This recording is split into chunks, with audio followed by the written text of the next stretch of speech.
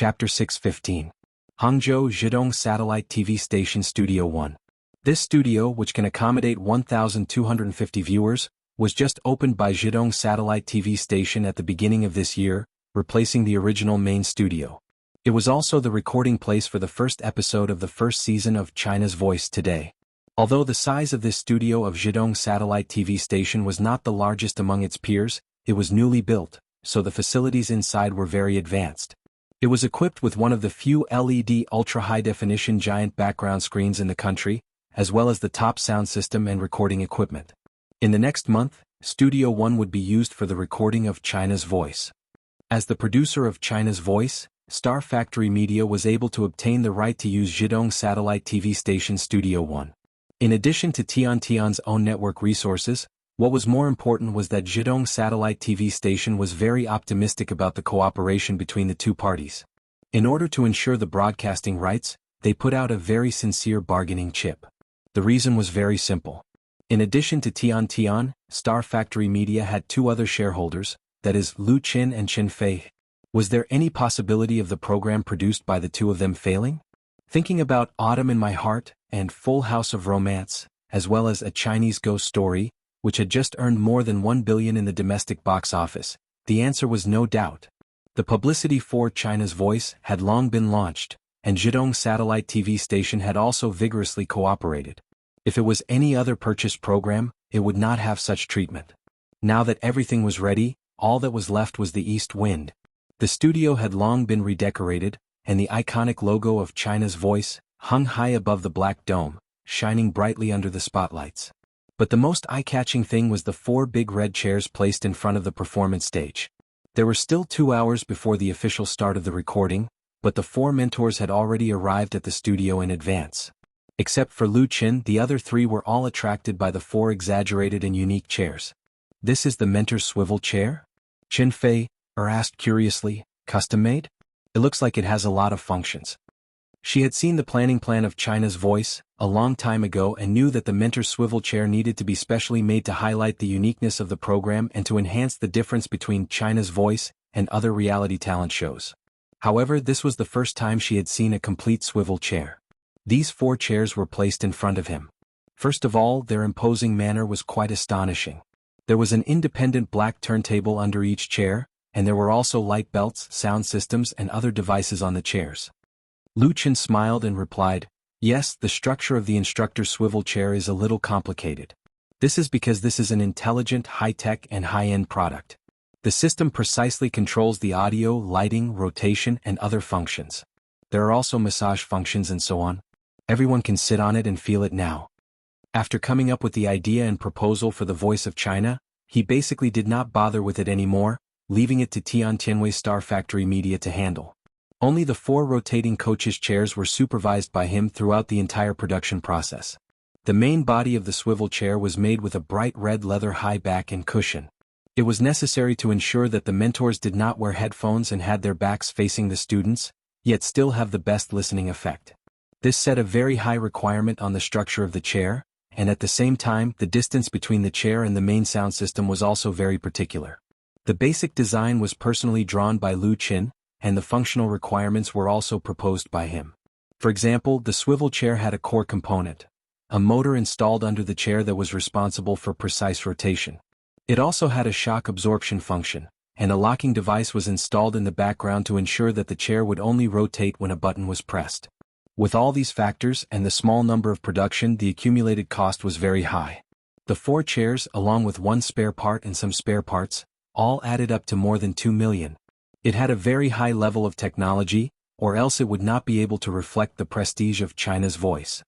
Of course, Lu Qin had registered a global patent for the swivel chair, and China's Voice had also registered the program's copyright to ensure that it would not be imitated by others without any integrity. In the future, they might even be able to sell it overseas. Qin Fei Shifang and Liao Jia sat on the chair as instructed, and a staff member explained the functions to the 3 of them. Liao Jia shifted his butt, allowing himself to comfortably lean into the chair. The leather used for the mentor's swivel chair was imported calf leather. The texture was delicate and soft, and it felt great to the touch. Coupled with the design being in line with the principles of ergonomics, the wrappability and support were excellent, and the feeling of sitting on it was naturally extraordinary. He even tried out the massage function of the chair and then gave a thumbs up to Lu Qin. Like it? Lu Qin could not help but laugh. It would be a problem if he did not like a chair that was worth 400,000 renminbi each. Qin Fei pressed a hidden button under the armrest, and a gentle breeze blew, causing her hair to flutter. Shifang found it interesting and also gave it a try. The two heavenly queens were like little girls having a lot of fun. Lu Qin did not know whether to laugh or cry. After letting the two of them play for a while, he gestured to the staff member. The next moment, the 4 swivel chairs automatically rotated, with the back facing the stage while Qin Fei and the other 2 were facing the audience.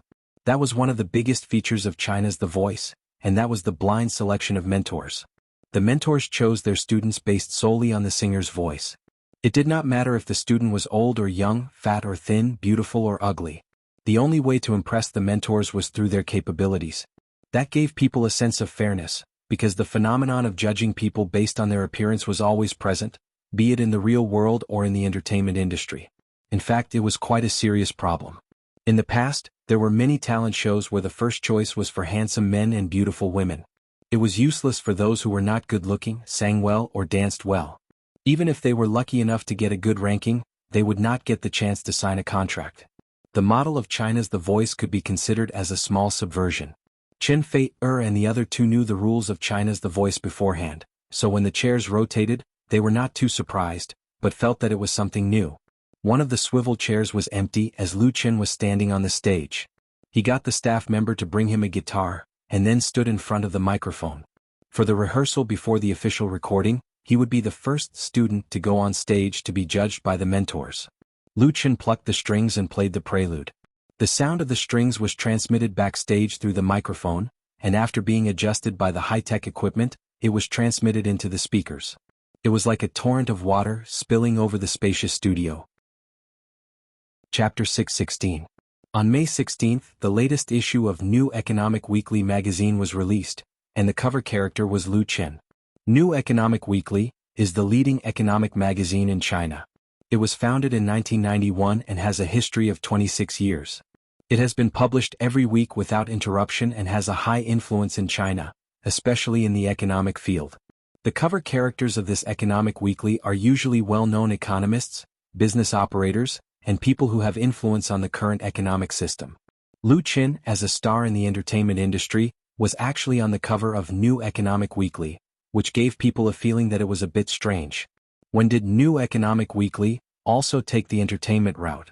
On the cover, Lu Qin was standing in front of the microphone with a guitar in his arms. The background was pure black. His eyes were looking straight ahead.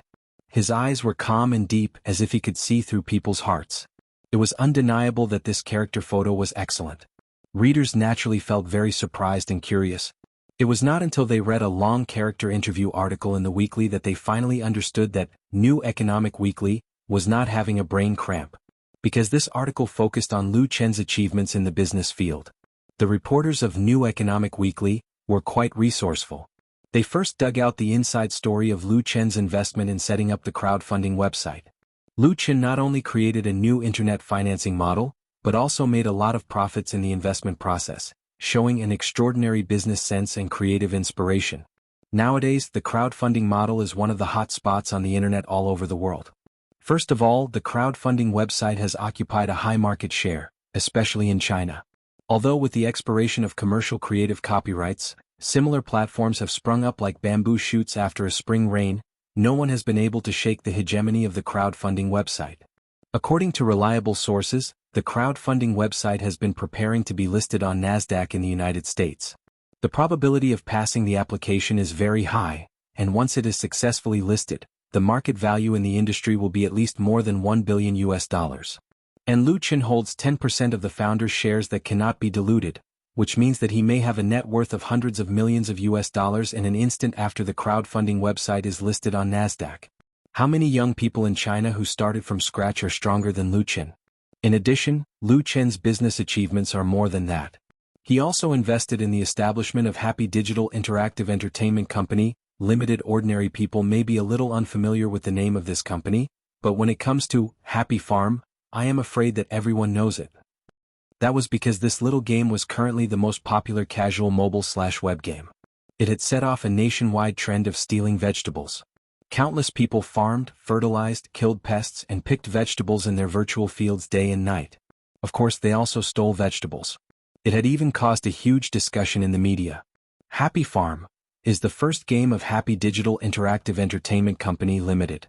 It was reported that many video game giants were interested in Happy Farm and were interested in acquiring or investing in Happy Entertainment. This once again proved Lu Chen's extraordinary business ability. Putting aside the layer of star coat, it is not an exaggeration to say that Lu Chen is a business genius. It is normal for him to be on the cover of the New Economic Weekly. The New Economic Weekly's report, along with its cover, first caused quite a bit of a reaction among the magazine's readers. Then, it quickly spread to the internet, causing an even wider influence. Especially Lu Chen's fans, they were even more surprised. It turns out that Lu Chen is the boss of Happy Farm. I recharged more than 10 yuan. I should have recharged more. My chin is so mighty, appearing on the cover of the New Economic Weekly. I don't think there are many celebrities in the entertainment industry that can appear on this cover, right? I remember there was only one in the past because I subscribed to the New Economic Weekly. Come on, Big Lu Chen. No wonder Chin Fei posted on his blog about Happy Farm last time. It's all a trick. A Chin am a genius. There is no doubt about it. It wasn't just Lu Chen's fans who were surprised. His friends in the circle were also surprised. Everyone congratulated him and even joked that they wanted the billionaire to treat them. Of course, it was inevitable that some people would say some sour words and even question the authenticity of the New Economic Weekly report. Lu Chen's talent in music and film was enough to make people jealous. Now that he was suddenly said to have a very outstanding performance in business investment, some people felt that it was unacceptable. If I had known earlier, I wouldn't have accepted their interview. In the room of the Shangri-La Hotel, Lu Chen threw the new issue of the New Economic Weekly that had just been sent by his assistant on the desk, and said to Chin Fei with a wry smile, "They want to roast me on the grill." Last week, Lu Chen was interviewed by the New Economic Weekly in Beijing. Because the New Economic Weekly had a great influence in China, and he was also very curious, there was this interview. He never thought that the reporter of the New Economic Weekly would be so well informed. Through this interview, he dug out a lot of details about him on the crowdfunding website and Happy Entertainment. When he founded the crowdfunding website, Lu Chen was not low-key. Later, after transferring the shares to the Li family, he basically withdrew from the business and settled down as a small shareholder. As for Happy Entertainment, Lu Chen was very low-key. He only worked with Chen Fei to promote Happy Farm. He never shouted that he was the actual shareholder of Happy Entertainment. Now that the New Economic Weekly's investigation and praise of him, it will undoubtedly push him to the forefront of public opinion. The main reason was that there was a certain degree of controversy in the game Happy Farm. What's there to be afraid of? Chen Fei said with a smile, "It's too late for others to be envious. Besides, you don't need to be afraid of any rumors now. Just concentrate on your own career. As long as you have a clear conscience, you don't need to worry about what others think." Lu Chen thought about it and agreed. In the entertainment industry, you must have the courage to bear all kinds of right and wrong. Many times you can't keep a low profile even if you want to. Instead of hiding, it's better to face it in a big way. After figuring this out, Lu Chen quickly put this matter behind him. On the cover of the New Economic Weekly, in addition to making Lu Chen the focus of public opinion again, countless fans are also more concerned about the first season of The Voice of China that will be broadcast on the 19th. As a mentor, what kind of wonderful performance will Lu Chen perform? Chapter 617. The cover report of New Economic Weekly has had a great impact on Lu Chen, giving him the title of business genius in addition to musical genius. Some people even think that he shouldn't be in the entertainment industry. If he enters the business world, then he is likely to be among the Forbes list of young billionaires in China, provided, of course, that the crowdfunding website is successfully listed on Nasdaq.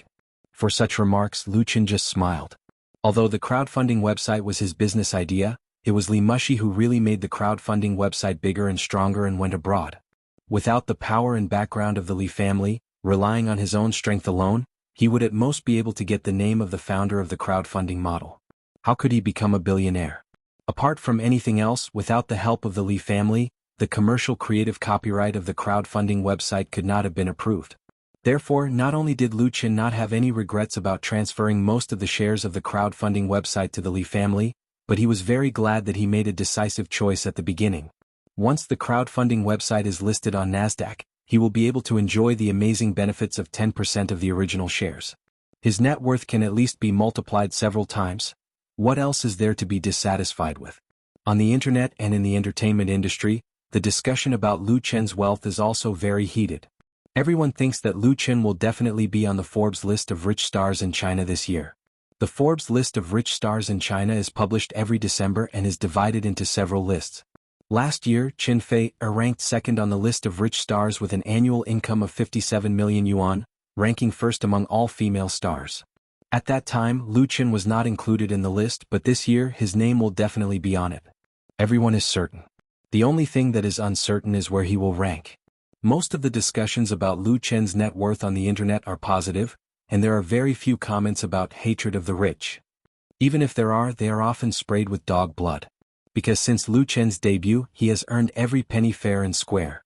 He has not sold dogskin plaster, he has not deceived fans, and even the most profitable advertisements are rarely accepted. He only cooperates with reputable big brands and pays taxes according to the regulations. There is no illegal behavior. Most importantly, while Lu Chen was making money, he was also doing charity seriously. The charity fund he and Qin Fei jointly established had an excellent reputation, and it really helped many leukemia patients. Tian, Part 2. Many stars engage in charity and donate hundreds of thousands of yuan, but they can't wait to send the news to all the media. Moreover, there have been repeated scandals of donation fraud, and even those so-called charity funds to deceive the public. Although Qin Fei Charity Fund is also a public fund, it has never solicited donations from ordinary people and fans. All the money comes from donations from the two and their friends in the circle, and the accounts are truly open and transparent. In the field of charity in the country, Qin Fei Charity Fund is very low-key, but it has a good reputation that others can't reach, which has also brought Lu Chen a very high reputation. Most people hate the rich, and they hate the heartless rich. Lu Chen's money came from a clear source, and he has never done anything superficial like flaunting his wealth, so he naturally won the sincere appreciation and love of his fans. Therefore, when the New Economic Weekly exposed Lu Chen's business deeds, there were some who were curious, some who were envious, and some who were in awe, but there was not much jealousy or hatred. On the contrary, before the first episode of China's Voice was officially broadcasted, a moderately controversial news broke out. On the 17th of May, a Waves blogger certified as a vagrant singer Roxanne, posted a blog post on her blog, saying that she had encountered unfair treatment during the audition for China's Voice. The singer named Roxanne did not have much fame, and according to her resume on her blog, she had just returned from overseas, and was currently an independent singer and freelance singer in Beijing. She had participated in the audition in Beijing. The so-called unfair treatment she encountered was that she sang a famous English song during the audition. Then, after singing a few lines, she was asked by the audition judge to sing a Chinese song again. Roxanne was very angry about this, as she had prepared for a long time for the song, and believed that her singing skills were not inferior to the original singer. In the end, she did not expect the audition judges to think that she did not meet the rules, and even had a sarcastic tone in their comments. Roxanne refused to change the song, and was mercilessly eliminated, which made her very angry. After participating in the audition, she was depressed for a few days, and only managed to recover a little today. She could not understand it. There had never been a talent show, especially a singing reality show, that rejected English songs. Could it be that the audition judges did not understand English, so they directly passed it? Singer Roxanne had very few fans on her blog, less than 100,000, and most of them were zombie fans, as the number of clicks and comments on her daily blog posts was pitifully low. However, this blog post received a lot of attention, and the number of forwards exceeded 5,000 on the same day, so it attracted the attention of many people. Although it had little to do with Lu Chen, many of Lu Chen's fans went to Roxanne's blog to mock her after seeing the forwarded blog post, thinking that she was trying to create hype. She was clearly not good enough, but she still wanted to gain popularity. She was simply shameless. There were all kinds of people on the internet, and some people's tone was sharp and even mean. As a result, Roxanne flew into a rage out of humiliation, arguing with the people who mocked her on her blog and even scolded Lu Chen. This infuriated even more Lu Chen fans, so the blog comments section of Singer Roxanne was flooded with all kinds of sarcasm. Roxanne was not one to be trifled with. The more she was scolded, the more excited she became.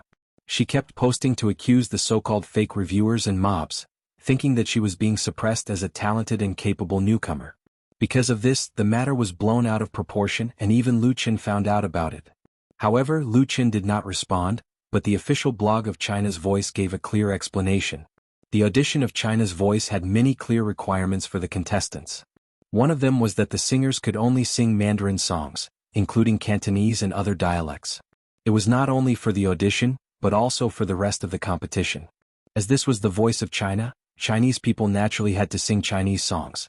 Performing English songs that the majority of the audience could not understand or appreciate on stage was not in line with the program's principles. This rule was printed out in black and white for all the singers to see. It was normal for Roxanne to be eliminated for violating the rules, and there was no issue of unfair treatment. Chapter 6:18. A statement on the official blog of China's Voice explained the rules of the program clearly. It directly slapped Luo Zhan in the face. In addition, singers who participated in the audition posted a text message on their blog, as well as the notice they received during the audition, which clearly stated the rules. The facts and evidence were there. This time, Lu Qin's fans found the basis and forcefully pressed Luo Zhan to the ground. Many people also made up jokes or photoshopped various pictures, turning the comment section of the latter's blog into a sea of joy. Luo Zhan was speechless after being refuted by China's Voice's official blog. She simply closed the blog comments and pretended to be deaf and mute. Continuing to argue would only humiliate herself. Luo Zhan must have the idea of using the momentum to hype up and also spent money to hire a promoter. However, she did not expect Lu Qin's influence to be so great, and the fighting power of his fans was so strong. If she continued to make a fuss, she would probably not be able to survive in this industry. During this process, Lu Qin did not participate at all and directly ignored the other party. When an artist becomes famous, all kinds of disputes will come. This kind of deliberately creating a topic to hype oneself up was a small trick. There were worse things everywhere. No celebrity has not encountered it before. For example, Qin Fei, who made a name for herself more than 10 years after her debut. In the past, she had a lot of scandals. Some were made up by paparazzi, some were hyped up by the other party, and some were even carefully planned by a media agency. In the entertainment industry, it was impossible to be completely clean and untainted by dust. However, as long as one held the bottom line and was not tempted by fame and fortune, it was difficult to maintain one's original heart, but it was not impossible. Therefore, in such a situation, ignoring was the best choice. Fighting back was the least desirable. If the other party went too far, then they would directly send a lawyer's letter to sue. Only in this way could they deter the rascals. In the midst of the commotion and noise at 8:30 p.m. on May 19th, the first episode of the first season of China's Voice was broadcast on Zhidong Satellite TV station. China's Voice was a reality show produced by Star Factory Media. Zhidong Satellite TV station bought the exclusive copyright in the form of ratings, so the TV station attached great importance to it. The program's publicity work was vigorous, and the posters of the four mentors were even posted on the streets of Hangzhou. And this brand new singing talent show has also attracted a lot of attention nationwide, especially the fans of Lu Qin, Qin Fei, Shifang and Liao Jia. They all turned on their TVs or computers to watch the premiere of Zhidong Satellite TV station. 8 o'clock that night, Jinling Xuanwu District, Changjiang South Street Ezio Bar. Chi Hao squeezed through the crowd to the front of the bar and said to the busy bartender, "Give me 2 cups of 5 colors and a Häagen-Dazs ice cream." Ezio Bar was a popular bar on Changjiang South Street. Its main customers were university students and young people who had just entered society. The atmosphere was relaxed and free. There was nothing messy and the prices were very affordable. The bar was equipped with a big screen TV. When it came to the World Cup or Champions League games, the place was often full of customers. Everyone gathered at the table to drink beer and watch the game, which was also a rare relaxation enjoyment. Usually there were also singers here. If the guests liked it, they could also go up and sing by themselves. Sometimes they could even see the scene of a marriage proposal on the spot. Chi Hao had been to Ezio Bar several times and liked the atmosphere here very much. So the second time he organized a group event for Lu Chen's Jinling support group fans, he set the venue at Ezio Bar. The last time he booked a place to watch a Chinese ghost story was very successful. Many fans who missed the opportunity complained in the group, so Chi Hao organized another one, but this time it was not to watch a movie but to watch TV. To watch the premiere of China's Voice. Speaking of which, it was really unheard of to organize a group of people to watch a variety show in a bar. However, Lu Chen's fans were very enthusiastic, so Chi Hao responded with a single call. There were hundreds of fans who came in the evening, booking the entire EZO bar. Actually, Chi Hao had his own selfish reasons for organizing this event. The bartender knew Chi Hao and knew that he was the organizer of the booking, so he gave him face. After mixing a glass of wine for others, he mixed it for him first and even gave him a glass of Häagen-Dazs ice cream for free. Business was too good at night. There was almost no space in such a big place and there were not enough waiters. Holding 2 cocktails and ice cream, Chi Hao squeezed his way back to his seat. There were already 2 girls sitting at the small table.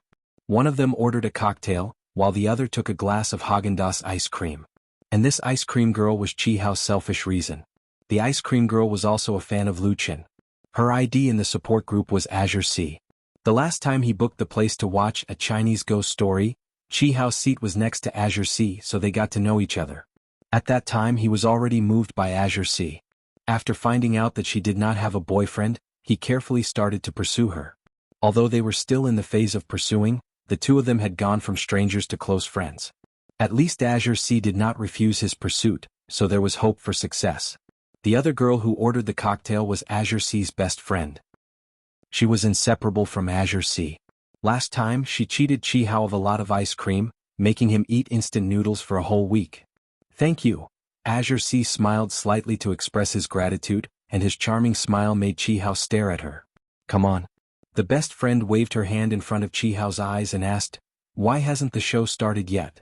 The big screen in the bar was playing an advertisement. Chi Hao woke up from his dream and couldn't help but blush. He quickly took out his phone and looked at the time. It's about to start.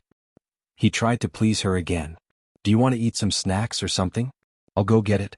Azure Sea shook his head and said, no, I don't eat snacks at night. I've gained a lot of weight recently. You're still fat? The best friend couldn't help but roll her eyes and said, then I should jump off a building. Chi Hao smiled foolishly. He also felt that Azure Sea was not fat at all. In fact, he was a little thinner and very slender. Right at that moment, the large LED screen hanging on the wall switched. Soul-stirring music rang out in the bar, and a hand made from CG holding a microphone appeared on the screen. The logo of China's top voice was dazzling. It had begun. Everyone's attention was drawn to it. Chapter 619. 8:20 p.m. Whale TV, Lu Qin Live Broadcasting Room. Nearly 2 years have passed, and today's Lu Qin Live Broadcasting Room has become a famous signboard in Whale TV. It has the most fans, the highest number of online viewers, the highest number of tips and other records on the platform. The cooperation between Lu Qin and Whale TV can also be called a model for star artists to cooperate with new online media. Lu Qin has gathered a large number of fans and popularity through this online platform, and Whale TV has also obtained countless benefits through Lu Qin. Last year alone, Whale TV signed more than 10 famous star anchors, which has brought a significant increase in registered users. It can be said to be a win-win situation. Although other platforms have offered Lu Qin a very high price, Lu Qin insisted on renewing his contract with Whale TV, and the cooperative relationship between the two sides is very good. In order to retain the big shot Lu Qin, Whale TV has made a lot of optimization and resources for his live broadcasting room, and even added an additional membership function for Lu Qin's fans. Tonight, the first episode of the first season of China's Voice will be broadcast live on Zhidong Satellite TV station. Whale TV has obtained the authorization to broadcast it and started publicity a few days in advance. So at this moment in the live broadcasting room, a large number of Lu Qin's fans and onlookers have gathered. To watch variety shows on TV, the effect is naturally the best with a big screen TV, and the clarity is also the highest. But today's young people's use of TV has greatly decreased. Even if everyone has a TV at home, many people are still willing to choose to watch through the internet. A live broadcasting platform like Whale TV is different from ordinary video websites. The live broadcasting room is more interactive. Everyone can send barrage comments and tip fish balls to express their support, which is more interesting and entertaining.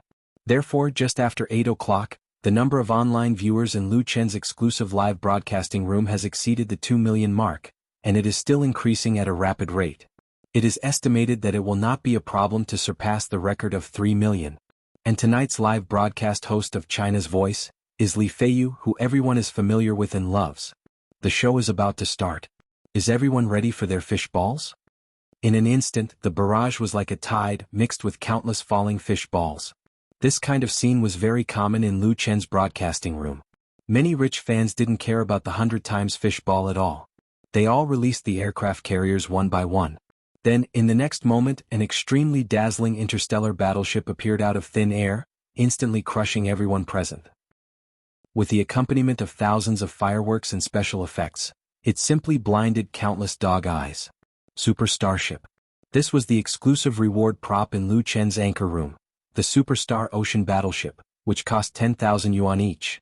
Not only did it have the effect of a platform-wide broadcast announcement, but it could also instantly clear the screen, have dazzling special effects, and so on. After this exclusive prop was launched by Whale TV, the number of Super Starship launched in Lu Chen's anchor room has exceeded 100, which is equivalent to 1 million yuan being rewarded. It must be noted that the Superstar Ocean Battleship is the highest level of special reward prop in Whale TV. Neither the platform nor Lu Chen will share even a penny of the benefits. It will all be donated to the Chin Fei Charity Fund for the treatment of poor leukemia patients. As soon as the Superstar Ocean Battleship appeared, the onlookers suddenly lost their calm. Tycoon, please support me. F*CK, a Star Ocean Battleship has appeared before it even started. I'm going to break the record again tonight. Well, I'm going to support the loving Tycoon and hug his thigh. Brother, how do you still lack lackeys? Ha! Amidst the noise, it was 8:30 and China's voice began. Everyone's attention was attracted to it. In the midst of the passionate opening song, the carefully decorated Zhidong Satellite TV Station Studio 1 was presented to the eyes of the national audience with a new look. Countless colored stripes fluttered down from the air, and the audience of 1,250 applauded warmly, bringing the atmosphere of the scene to a climax from the beginning. The camera swooped down from top to bottom and then rotated forward. The four mentors sitting on the red swivel chairs became the focus. Then everyone was surprised to find that the four mentors actually had their backs to the stage and were facing the audience. Each mentor enjoyed a 3-second close-up, and then the camera focused on the big stage. A host in a blue casual suit, holding a microphone and a digital teleprompter, strode into the spotlight.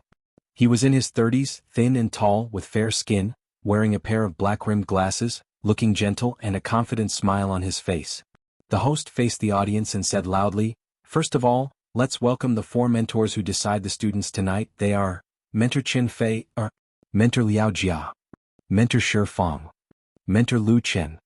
When the host called on a mentor, the mentor stood up and waved to the audience, winning bursts of applause. Tonight, the four music mentors are looking for the real voice. They are ready. China's car, China's voice, the world premiere starts now. When he said the last few words, his voice suddenly rose a notch, and it could be said that his voice shook the audience. The audience at the scene responded with warm applause and cheers. The brand title of the first season of China's Voice was won by China Automobile with a price tag of 27 million yuan. At that time there were many competing brands, but including Coca-Cola, they were all defeated by China Automobile, who were determined to win. When the news came out at that time, it caused a sensation in the industry because China's Voice was a brand new talent show, and in the current situation where talent shows were about to be overdone, China Automobile threw out so much money to support it, which was really surprising. It should be known that Zhidong Satellite TV Station was not CCTV, and many of CCTV's variety shows did not have such a high title fee. But looking at the inside story through the surface, it was actually understandable. First of all, China Automobile, as the #1 brand of domestic cars, invests hundreds of millions of advertising fees every year, and 27 million was nothing to them. And China's Voice's creator, producer, major shareholder and mentor Lu Chen was himself a star endorser of China Automobile, and the two sides had a good relationship of cooperation. In addition, the name of China's Voice was not bad, and it was not so incomprehensible that China Automobile would not hesitate to pay a high price to win it. Of course, whether this advertising title investment was worth the ticket price, the key still lay in the content of the program itself. China's Voice, with four big-shot mentors, was able to make a name for itself in the extremely competitive TV variety show, and tonight's premiere was undoubtedly crucial. Chapter 620. My name is Anshin. I'm 23 years old this year. I come from Shueishu Village, Changshan County, Gue Province. At the beginning of the show, a video clip was played. What appeared on the screen was the first contestant in the first episode of the first season of China's Voice. Her name was Anshin, an ordinary-looking girl. I've liked music and singing since I was a child. After graduating from high school, I came to Beijing alone to study music and became a Beijing drifting singer. Later, I went to Shanghai to continue pursuing my music dream. After the first contestant's brief self-introduction, the camera switched back to the live stage. The host held up the microphone in high spirits and said, "China's good car, China's voice, welcome to China's good car, China's voice, sponsored by the leading domestic automobile brand Zhonghua. Drink Pepsi Power mental health products and cheer for China's voice." The 4 most proud students of this year's China's Voice will embark on the journey of China's automobile music dream.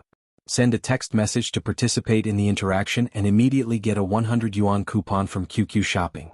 Thank QQ Shopping for its strong support for this show. If our students are recognized by 3 or more mentors, they can get a 10,000 yuan music dream fund provided by QQ Shopping. At the same time, thank you to Hangzhou Shangri-La Hotel for providing hotel sponsorship to the mentors of China's Voice.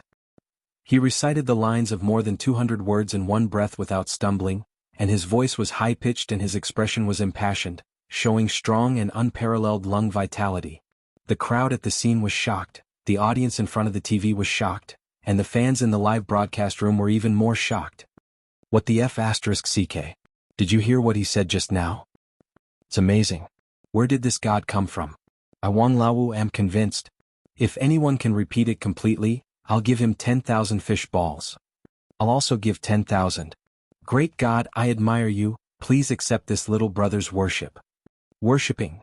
Because it was not a live broadcast, the show was recorded a few days ago, so when it was broadcast by Zhidong Satellite TV in the evening, Lu Qin and Qin Fei watched it in the hotel room. At the same time, Lu Qin logged into his own anchor room with his laptop, but he used a sock puppet to dive in, and then watched the fans happy and noisy inside, feeling very good. He could not help but smile when he saw the praises and admiration directed at the host on the live screen. Qin Fei, who was sitting next to him, curiously poked his head over and saw the crazy number of bullet comments on the screen. He also smiled. This host Tian really made the right choice. The audience really likes her. The host of the first season of The Voice of China was called Kai Jie.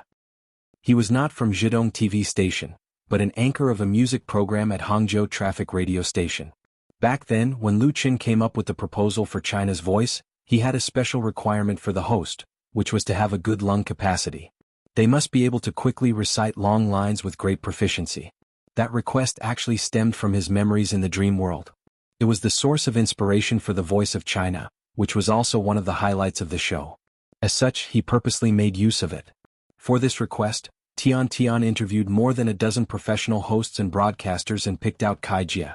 On the other hand, such a request was also based on considerations of profit, as The Voice of China had quite a number of advertising sponsors. That 200-word line included 4 major brands.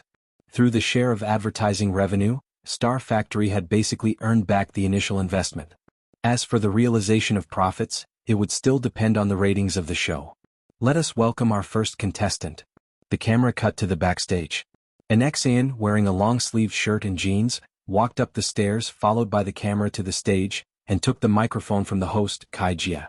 She pursed her lips, a hint of nervousness in her eyes. There was no reason for an ex-AN not to be nervous. She was encouraged by her best friend to participate in the audition for The Voice of China, and was lucky enough to qualify for the official show. However, she never expected to be chosen as the first contestant. At that moment, her best friend was watching her from the backstage area, while the 4 judges were in front. An ex-AN knew very well that this was a performance that would determine her fate. If she failed and was eliminated, she would really have to consider giving up, find a long-term job and then find someone to marry. That was not the ending that an ex-AN hoped for. She was very ordinary, so ordinary that no one would give her a second look if she walked in the crowd. However, who said that ordinary people could not have their own dreams? An ex-AN had a dream. Her dream was big and beautiful. The nervousness and confusion in her eyes turned into determination.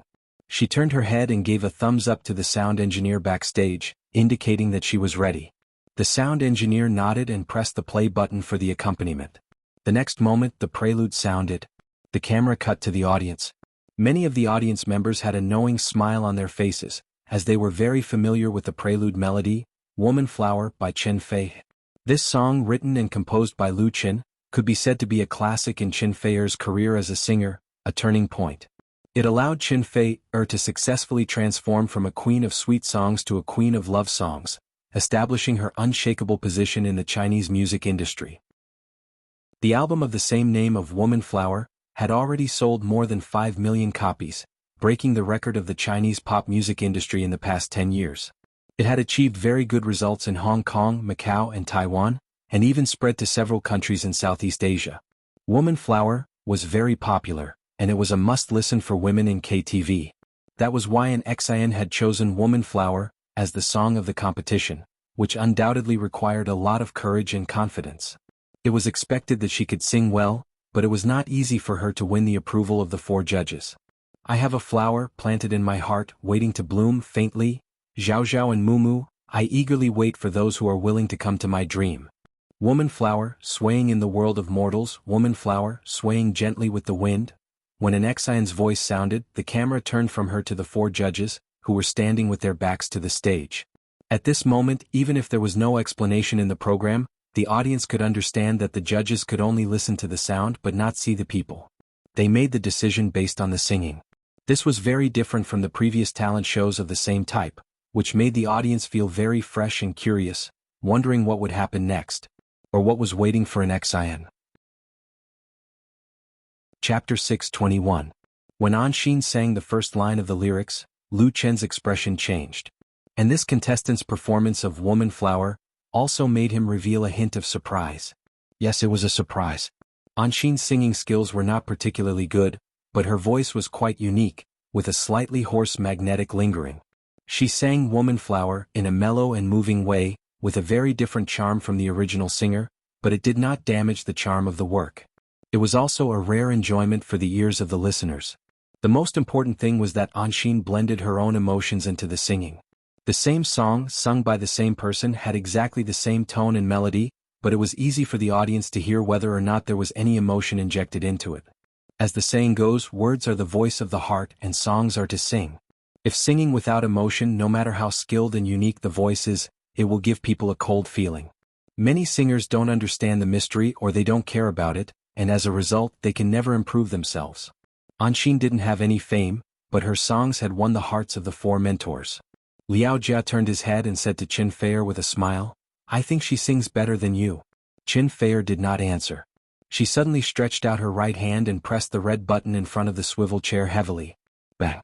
With a shocking special effect sound, the swivel chair Qin Feier was sitting on rotated quickly. At the same time, 4 bright LED light belts lit up from under her mentor's chair to the stage. The audience suddenly burst into thunderous applause, and several of the audience even stood up with excitement. Lu Qin and Shi Fang looked at each other and smiled. Shi Fang raised her hand and hesitated to take a picture immediately. The camera was firmly aimed at her. "I have a flower, the fragrance of the flowers is all over the branches. Who will sincerely look for the traces of the fragrance? The flower doesn't bloom for long, if it can be plucked. Women are like flowers in a dream." When Anshin finished singing these 2 paragraphs, Shi Fang no longer hesitated and pressed the button hard. And almost at the same time, Lu Qin also pressed the button. The 3 mentors turned around. In the number 1 studio of Zhidong Satellite TV station, the audience of 1,250 applauded and cheered for Anshin's wonderful singing.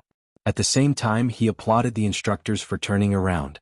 At this time, those who were watching the show on their televisions, computers, or on their phones or tablets should have understood the first rule of the blind selection for the coaches of China's Voice. That was to move people with songs and win with sound. Anshin's looks were average. She wasn't tall, nor was she slender. She didn't have the looks or the figure. Someone like her wouldn't be able to make it into the entertainment industry unless they had a strong background or power.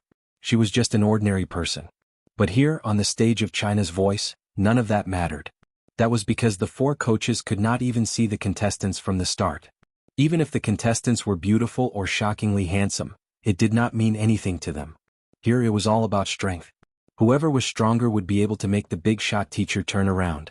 Therefore, for the majority of the viewers who were just ordinary people, the rules of the Voice of China made them feel the sincerity of the program. No matter how ordinary they were, they still had the chance to realize their dreams. Just like that, Anshin won the approval of the 3 mentors. No, there were 4 of them. Liao Jia also pressed the red button that represented her choice. The 4 mentors all turned around for her.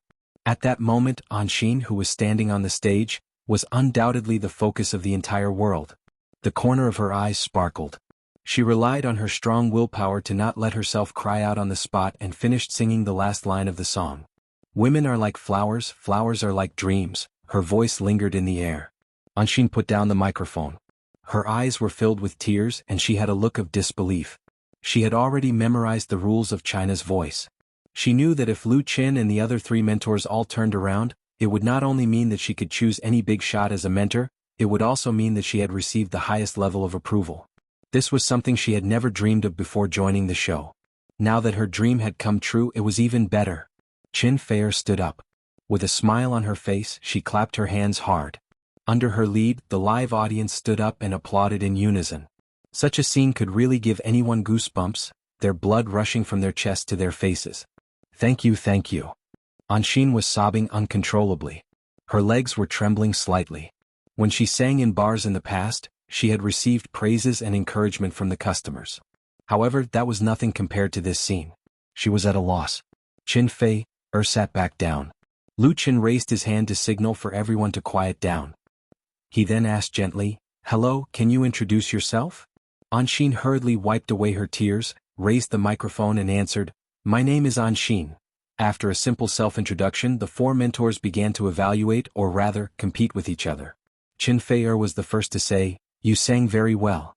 This uncle here is a better rapper than me. I agree with him very much." She pointed to Liao Jia who was sitting next to her. Liao Jia was embarrassed. "Uncle? Am I that old?" Many in the audience could not help but applaud Qin Fei's magnanimity. Anshin could not help but burst into laughter. Qin Fei asked, "Why did you choose this song?" Anshin answered, "Because I like this song very much.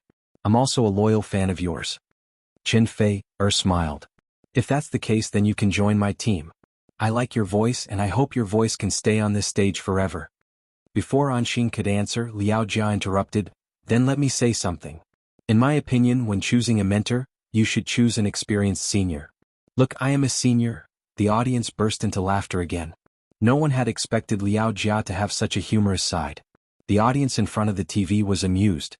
They felt this show was much more interesting than they had imagined. It turned out that the mentors would compete with each other for the students. This was completely different from the previous shows. The former judges were in charge of judging and scoring. This made many people think of Anshin. If they were the ones standing on the stage, how would they choose? Qin Fei, Liao Jia, Shifang and Lu Qin, all of whom were big shots, were chosen by all 4 of them, but it was really too difficult and tangled to choose one. Choosing one meant giving up the other 3. Who knew if they had made the right choice? Who knew if they could make it to the end? It was too difficult to choose. Chapter 622. In Lu Qin's studio, Whale TV. Although The Voice of China had only been on air for about 10 minutes, more than 3 million viewers had already flooded into the studio, setting a new record for the number of viewers in the same studio. Fortunately, Whale TV had updated its server a long time ago and increased its bandwidth. So, despite the countless bullet screen comments, the stability of the platform system was not affected. Everyone was in a heated discussion. "She sang really well. She's a good singer."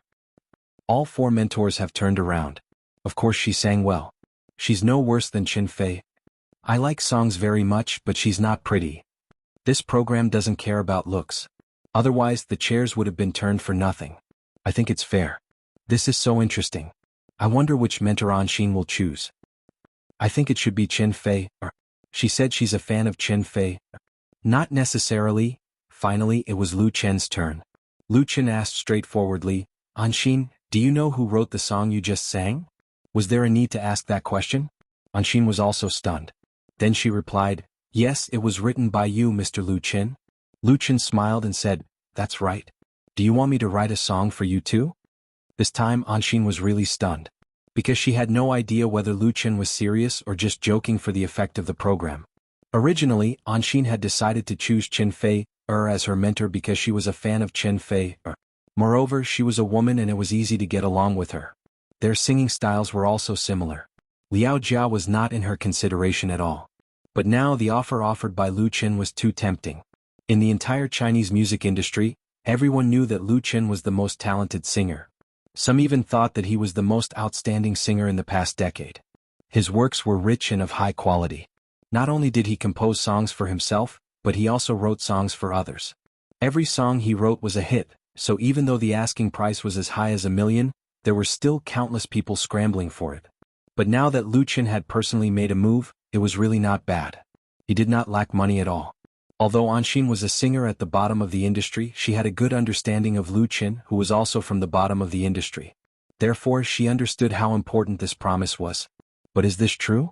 Anshin couldn't believe that such a great opportunity would fall into her lap, so she was stunned. After all, it was just a talent show. Lu Qin didn't sound very serious when he said it. Maybe he was just joking. At this moment, an Xian's heart was in a dilemma that could not be described with words. Some of the audience applauded, some laughed, and some cheered. Qin Fei turned around and said coquettishly, "You're cheating." Liao Jia agreed. No, we have to make a new rule. That is, Lu Qin cannot use his works to tempt students. Otherwise, he will be stripped of his qualifications as a teacher. Everyone laughed. They knew that Liao Jia was joking, but it was really interesting. Shifang grinned. "I support Fei, and brother Liao." Lu Qin spread out his hands helplessly. "How is this cheating? This is fair competition. You should know that we had the right to choose just now, and now Anshin has the right to choose." In Lu Qin's studio on Whale TV, the audience was very happy. They were waiting for a good show. "Ha ha ha, I suddenly find that Qin is so bad. Oh my god, Lu Qin wrote the song in person. Who can resist such a condition? Cheating. This is blatant cheating. If it were me, I would definitely choose Lu Qin. There's nothing to say. This is going to be a good show. I like it." The next moment the camera pointed at Anshin again. The close-up of her hesitant expression was clearly displayed to all the audience. The host Kai Jie took a step forward, bowed his head and asked Anshin, "So what is your choice?" It was time to make a choice and she could no longer hesitate. Anshin gritted her teeth and seemed to have made an extremely difficult decision in her heart, and then said, "I choose." The advertisement was inserted. What the F***ck? At this moment, countless viewers all over the country cursed at the same time. Isn't this advertisement inserted a bit too strong? Whale TV's studio was in an uproar. What the F***ck is this Zhidong satellite TV? Can't I watch the show happily? I curse this company to close down tomorrow. Close down +1. You cut it off at the critical moment, it's really worrying. Change the channel, I'm not watching it anymore. First of all, the object of everyone's scolding was Zhidong satellite TV, which was greedy for money and shameless, followed by the advertiser who inserted the broadcast. Meanwhile, the real culprit was beaming from ear to ear in the broadcasting room of the TV station.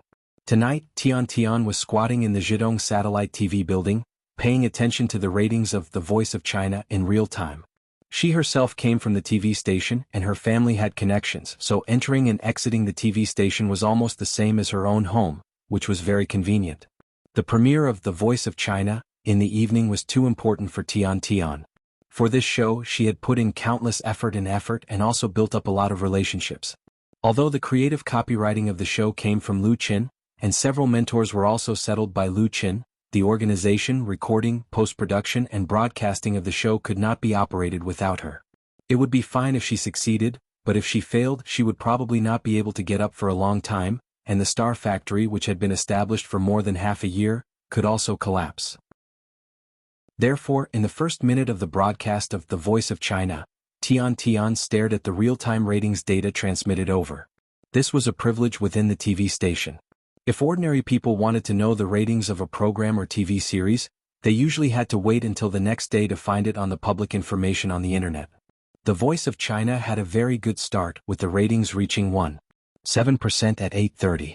The competition in the TV market was extremely fierce, with all kinds of variety shows emerging one after another. The audience had long been tired of all kinds of talent shows. It was really difficult for a new reality TV show to win high ratings. Breaking 1% at the beginning of the broadcast was already rare and a start worthy of celebration. However, Tian was indifferent to this data. The Voice of China had been preparing for such a long time, invested a lot in advertising and publicity, and the TV station was very supportive. Coupled with the popularity of the four mentors, without such data, it would be a failure, so it was not considered a success. But 10 minutes later, when the first commercial break appeared, her expression finally changed. Chapter 623. At present, the ratings of domestic TV programs were independently completed by New Vision Company, a subsidiary of the State Administration of Radio, Film and Television, and belonged to a state-owned third-party authority. If ordinary media or audiences wanted to know the ratings of a TV series or variety show broadcast on the same day, they could log on to the official website of New Vision Company the next day to see it. New Vision Company's official website also had a very detailed ranking, and it was clear at a glance which was higher and lower. However, TV stations were not like this. All state-owned TV stations in China could obtain real-time ratings data from New Vision Company through specialized channels. Because New Vision Company relied on the powerful resources of the SARFT to collect data from digital TV terminal users and formal online live broadcasting platforms in real time for summary. Although there was an inevitable delay, its authority was unquestionable. Zhidong Satellite TV Station certainly had a channel to connect to New Vision Company. The reason why Tian Tian wanted to stay in the TV station was to be able to get this important data as soon as possible. China's Voice's opening was 1.7%. After 12 minutes of broadcasting, the ratings suddenly jumped to 1.78%, a surge of 0.71%. If the high opening of more than 1% was still within Tian Tian's expectations, such a fierce increase made her heart almost jump out of her chest, and her face turned red. As a person in the industry, Tian Tian knew very well what this meant. This was a precursor to the show's popularity. Today's TV audience was no longer comparable to the past in terms of number. In the past, when there was no internet, the most important way for people to pass time was to watch TV. Therefore, many excellent TV series or programs could often achieve extremely high ratings, often in the hundreds, and constantly emerging ratings myths.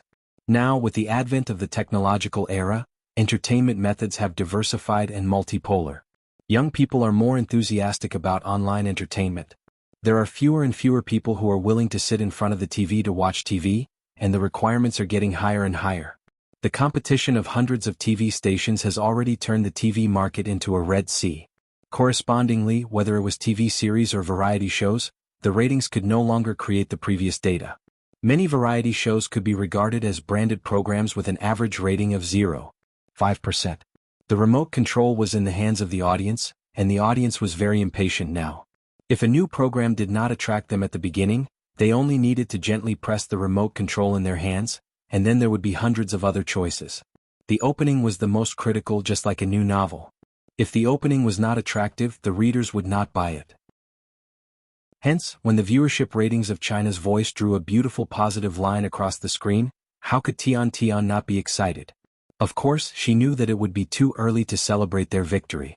At the very least, they would have to wait until the end of the show and the dust had settled before they could truly see the results. Therefore, she forced herself not to lose her composure on the spot. However, her former colleagues in the broadcasting room did not have so many scruples and congratulated Tian Tian one after another.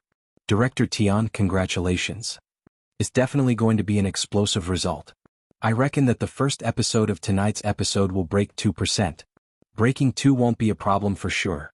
Even breaking 3 is possible. Tian Tian Jia, you must treat us. Everyone was also sincerely happy for Tian Tian. Although the latter had long since left Zhidong Satellite TV, she had always had a good relationship with people in the station. A few days ago, she hosted a banquet at the Shangri-La Hotel to entertain a group of colleagues. In addition, China's Voice's popularity was also of great benefit to Zhidong Satellite TV Station and everyone. The TV station's annual advertising performance was related to everyone's year-end bonus. Although China's Voice had just started and it was indeed too early to congratulate them, it was definitely right to ask for a good compliment first. That's right, Tian Tian is going to treat us. At this moment, the door of the broadcasting room was pushed open, and a middle-aged man strode in with his head held high. Director Gao. Seeing the person, everyone got up one after another, even Tian Tian was no exception. This middle-aged man was Gao Guangji, the director of Zhidong Satellite TV Station. He was a well-known young and vigorous figure in the SARFT system. He had been transferred to Zhidong Satellite TV Station as the director for less than 2 years, but he had carried out a drastic reform of the TV station, and his prestige in the station was quite high. It was under Gao Guangji's leadership that Zhidong Satellite TV Station attacked everywhere in terms of self-produced dramas and variety shows, gradually increasing the influence of Zhidong Satellite TV in the industry and greatly increasing its advertising income. The cooperation between Zhidong Satellite TV Station and Star Factory Media was also facilitated by Gao Guangji. Therefore, even Tian Tian, who was as reserved and delicate as a princess, was very well behaved in front of Gao Guangji, and she was indeed the latter's junior. Gao Guangji raised his hand with a smile and said, "Everyone sit down and continue working. Don't worry about me." Although that was what they said, how many of them could really sit still? Tian asked curiously, "Director, why are you here?" Gao Guangji smiled and said, "Why can't I come? I'm here to see the ratings of this show." Tian said proudly, "I didn't let you down, did I?" Gao Guangji said, "Don't be happy too early. The start is good, but the key is whether you can hold on." Tian nodded obediently, looking like an honest child. While the two were talking, the data on the screen was still increasing slightly. This was very rare. It should be known that it was a commercial break. Usually there would be a temporary decline in the ratings during the commercial break, because there would always be impatient TV viewers who would change the channel at this time. Such a scene made Gao Guangji a little surprised. At the beginning he strongly advocated cooperation with Star Factory Media and introduced The Voice of China by purchasing the broadcasting and publishing rights, and rejected the self-produced reality talent show plan proposed by others. On the one hand, it was to deepen the reform process of the TV station, and on the other hand, it was because he was optimistic about this cooperation. In addition, there was also the relationship of Tian's family. However, Gao Guangji did not expect that the ratings of The Voice of China would be so outstanding. It was completely a dark horse, which made him feel that he had made a mistake in the previous cooperation negotiations. It should be known that the contract between the two parties was based on the ratings. The higher the ratings, the more benefits Zhidong satellite TV station had to give up. But this idea only flashed in his mind and disappeared in an instant. The higher the ratings of The Voice of China, the greater the advertising income of Zhidong satellite TV, and the influence brought by it could not be measured by direct benefits. This was a win-win cooperation. Just as Gao Guangji was thinking about it, the advertisement on the big screen ended, and the picture returned to the show. Chapter 624. I choose. The scene in front of the advertisement was replayed again, and Anshin's eyes were fixed on Qin Fei. Mentor Qin Fei. The audience was in an uproar, because no one expected that Anshin would still insist on choosing Qin Fei when Lu Qin showed his killer move, giving up such an opportunity that most singers dream of. Qin Fei was also surprised and then immediately showed a happy smile. She stood up and walked to the stage, giving Anshin a big hug and said, "Welcome to my team." Liao Jia laughed and pointed at Lu Qin, taking pleasure in his misfortune. "You deserve this day, kid." Shi Fang covered her mouth and laughed, probably feeling that it was very interesting. Lu Qin spread out his hands and made a helpless expression of a loser, but to say that he was angry or lost, there was nothing. On the contrary, he quite appreciated this contestant. Lu Qin was very clear about the power of his proposal. In the face of the temptation he offered, Anshin was able to keep her heart, which showed that her willpower was very strong, and she had her own beliefs and determination. This kind of person would usually be able to go further. Anshin's problem was that her own physical conditions were not good, and it was not easy to win the recognition of fans. But for singers, if the idol route was not possible, it was also possible to go the strength route. Of course, this did not mean that Lu Qin decided to cultivate Anshin well, because the first season of The Voice of China had just begun, and there might be more outstanding talents later. In the Lu Qin's broadcasting room of Whale TV, the online fans were overjoyed and sent barrage comments to complain. "This girl has character. Haha, this is very embarrassing. I didn't expect that she would choose Qin Fei. I don't cry in the morning, stand up and masturbate. This girl is really 6, give her a fishball tip. I feel that she is also better with Qin Fei. It's a pity that a piece of work was wasted. It's so interesting." On the other side, in the director's room of Zhidong satellite TV, the atmosphere was equally warm. After Anshin made her choice, the ratings rose again and were about to reach the 2% mark. And this was just the beginning of the show. From 8:30 p.m. to 10:30 p.m., a total of 2 hours including commercials. The first episode of the first season of The Voice of China premiered on Zhidong satellite TV on May 19th. In the first episode, a total of 5 contestants were recognized by the mentors and became official students. In the first episode, a total of 5 contestants were recognized by the mentors and became official students. That night, the average viewership rating was 2.26%, with the highest viewership rating exceeding 2.50%. On the second day, on New Channel's official website, China's Voice took the top spot in the variety show ratings, beating the second place by a whole percentage point. Most importantly, in blogs, forums, the voice of China was full. In a world where the audience was already tired of watching reality TV shows, China's Voice's unique rules brought a sense of freshness to the audience, which was undoubtedly one of the reasons for its success. The blind selection of mentors made people feel that it was fair. Contestants relied on their abilities and nothing else to succeed. Even the most ordinary person, as long as he or she had talent in singing, would have the opportunity to become an official student and stand on the stage to choose a famous mentor. This was something that didn't exist in previous talent shows. In previous talent shows, it was the judges who chose the contestants. There had never been a situation where the contestants chose their mentors. Both sides stood on equal footing and respected each other. Everyone's feelings were naturally very different. A logo with a microphone raised high, 4 bright red swivel chairs, and an equally bright red button. Together with the 4 famous coaches, they formed the unique and distinct logo of China's top voice, imprinted in every viewer's memory. As the show became popular, the contestants who performed well in the first episode also gained fame, especially in XN. Her song Woman Flower amazed the audience and made all 4 teachers turn around. She was very popular. Anxin's personal post bar was quickly established, and her blog fans soared from the original 100 plus to 100,000 plus.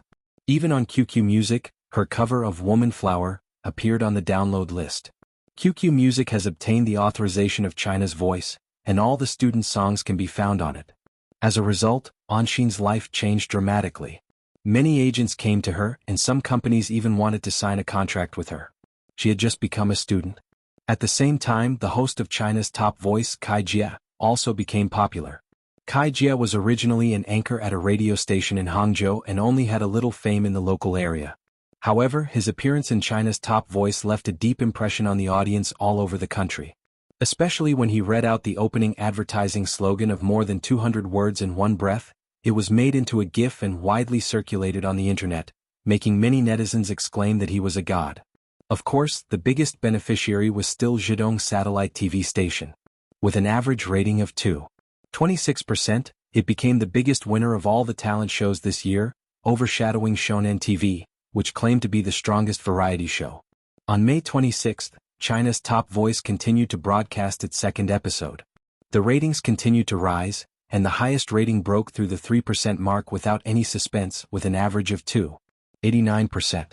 It was no longer a dark horse but a champion. After 2 episodes, the success of China's top voice was indisputable. Star Factory became a well-known media company in the circle in one fell swoop, and the people seeking cooperation broke through the threshold. On Wave's blog, the fans of China's top voice easily broke through 5 million. It also had a wonderful performance on QQ Video and QQ Music, and became popular in all aspects. On June 2, the 3rd episode of China's Top Voice was broadcasted, with an average rating of more than 3%, reaching the standard of a phenomenal variety show, and its momentum was unparalleled. As the creative provider and production participant of this live-action singing talent show, Lu Chen was busy recording China's Top Voice, and at the same time he made the final changes to the script of You from the Star. He had revised the script of this TV series many times, which took more than half a year. Compared to the original work in the dream world, there were great changes, and the characters and plot were much fuller. So now it had finally reached the state of completion and could be officially filmed at any time. Similarly, in Beijing, Qinfei Media and the partners of You from the Star were also ready. Everything was ready, and they were just waiting for the return of the 2 male and female leads, Lu Chen and Qinfei. Chapter 625.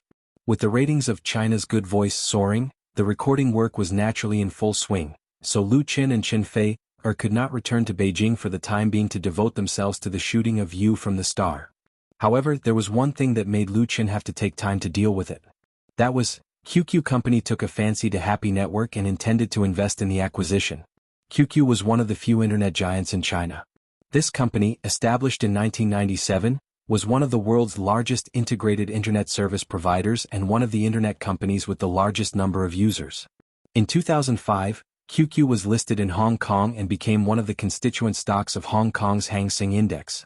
Its current market value exceeded $180 billion. Its business involves social and communication services QQ and Feixin, social network platform QQ Space, QQ Games QQ Game Platform, Portal QQ Network, QQ News Client and online video services QQ Video, music and so on. In 20 years, QQ has built itself into a real giant enterprise. The wide range of business involved can be said to have deeply affected the modern Chinese language area. Strictly speaking, it was not that QQ company took a fancy to Happy Network, but QQ Games, a subsidiary of QQ, took a fancy to the currently popular Happy Farm. For such a situation, Lu Qin had expected it. The number of registered members of Happy Farm has already exceeded 100 million, which has formed a huge user market, which contains great benefits. For the industry, Happy Farm was also a miracle. It was just a small web/mobile game. No matter how beautifully it was made, it did not require too much investment to complete. It was so small that any computer and mobile phone could play it very smoothly. However, the popularity that Happy Farm gathered in a short period of time was terrifying. It has become a craze for all people to steal vegetables. Usually, in the streets, in buses, on subways, in cafes, men and women, old and young, whether it was white-collar workers or teachers and students, they could all be seen playing with their mobile phones. Happy Farm could be said to be extremely popular, and its development and operation company was a small company that had just been established for less than half a year. It was unknown in the industry. How could it not attract the covetous eyes of others? However, Happy Network's copyright protection was extremely perfect. Not to mention in China they had even registered copyrights overseas. In addition, in order to prevent others from imitating, they had also registered the copyrights of games with similar styles and the same content, such as Happy Fishing Ground, Happy Ranch, and so on. Most importantly, although the CEO of Happy Network was a university student who had just graduated and had no power or influence, its largest shareholder was not an ordinary person. Some outside tricks would not work so well. Therefore, after a period of observation, QQ Company took the lead in jumping out and directly issued a tentative acquisition intention to Happy Entertainment. For such a big event, how could Gao He dare to make his own decision? So he contacted Lu Qin for the first time. Fortunately, Lu Qin has been recording China's Voice in Hangzhou these days. It took less than half an hour to go from the Shangri-La Hotel to the new Binjiang IT Industrial Park where Happy Entertainment was located. When going to Happy Entertainment, Lu Qin also brought Qin Fei.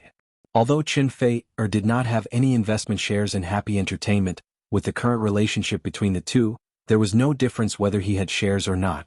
When Lu Qin arrived, Gao He and Wang Xiaoling were already waiting for him at the entrance of the company. The two thought that they would only see Lu Qin himself. They didn't expect that Lu Qin would be accompanied by a beautiful woman.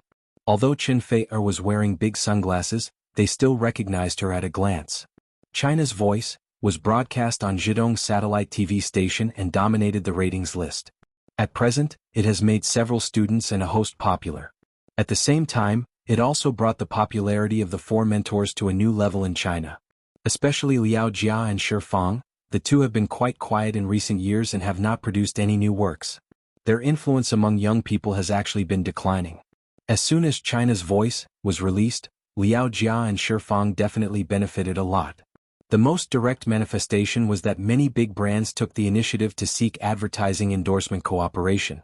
As for Lu Qin and Qin Fei, there was no need to mention.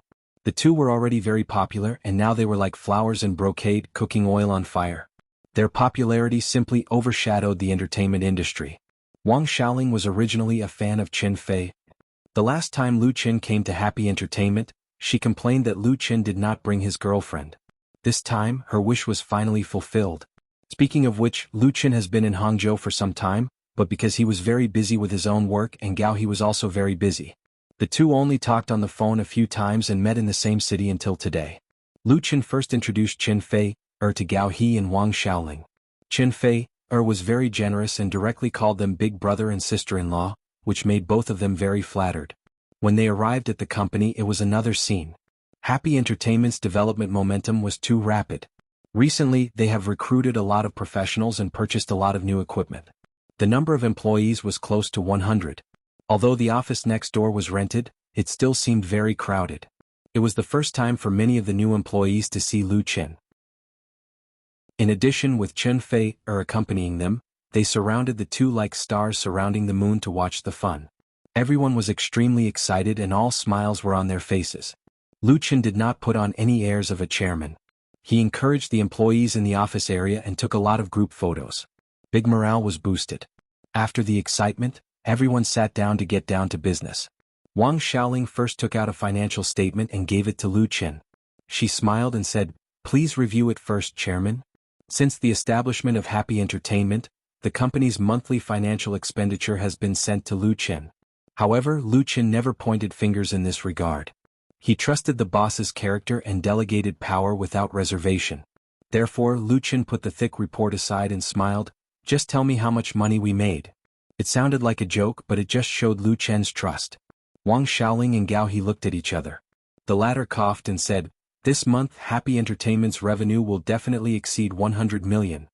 Although he tried to make his expression look calm and serious, he could not hide the joy and pride in his eyes.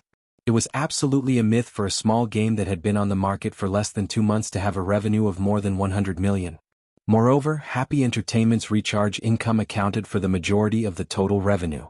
The profit distributed to the channel was not much. More than 100 million in revenue was very extraordinary. Chapter 626. In fact, last month, that is, in May, the prop sales revenue of Happy Farm has exceeded 50 million. The net profit was not only enough to offset all the early investment of Happy Entertainment, but also achieved a large profit. This simple little game had a kind of magic that made people addicted to it. The user base was extremely high and the user base was very wide. There were old men and women in their 70s and 80s, as well as children who were only a few years old playing. Although the props in the prop store in Happy Farm are very cheap, most of them are 1 or 2 yuan or even a few cents, and from time to time there will be a big gift for topping up, but there are too many users and the benefits generated are very amazing. In the eyes of big crocodiles it's normal. A few days ago an investment manager of QQ Games flew over from the deep sea. Gao He said, "He made an offer to us." Lu Qin asked, "What conditions did they offer?" Gao He replied, "There are 2 plans for QQ Games. One is to acquire 90% of Happy Entertainment's shares for 200 million, and the other is to acquire Happy Farm for 180 million. Boss Gao's voice was a little erratic. When he and Wang Xiaoling gritted their teeth and mobilized their family to take out their savings to invest in the establishment of Happy Entertainment, they never thought that there would be such a day. It was really like a dream. The initial investment of Happy Entertainment was 5 million, and later Lu Qin increased the investment, but it did not exceed 10 million. Even if the publicity investment of Happy Farm was added, it would not exceed 15 million at most. But now Lu Qin's shares alone are worth 200 million, and selling them will be more than 10 times the investment. The speed of making money is faster than robbing a bank. His and Wang Xiaoling's shares are worth 20 million. How long has it been? It hasn't even been a year. QQ knows that Happy Entertainment has a major shareholder, Lu Qin, and can afford to burn money. It is unlikely that they need external investment to dilute their shares, so they simply proposed a large acquisition and wanted to directly knock out Lu Qin. Gao He really felt a little dizzy. Seeing Gao He's confused look, Wang Xiaoling pinched him and said, "Look at you now, our monthly income is more than 100 million yuan. You want to buy Happy Farm with 170 million yuan? Dream on." Happy Entertainment definitely wouldn't be sold. When Lu Qin first started the company, he said that he wanted to make Happy Entertainment a top-tier company in China to serve his big IP plan. But Happy Farm could be sold. For this project, Lu Qin's original plan was to make a quick buck and invest the money he earned back into the company. What he really wanted to do was to make online games, large-scale games.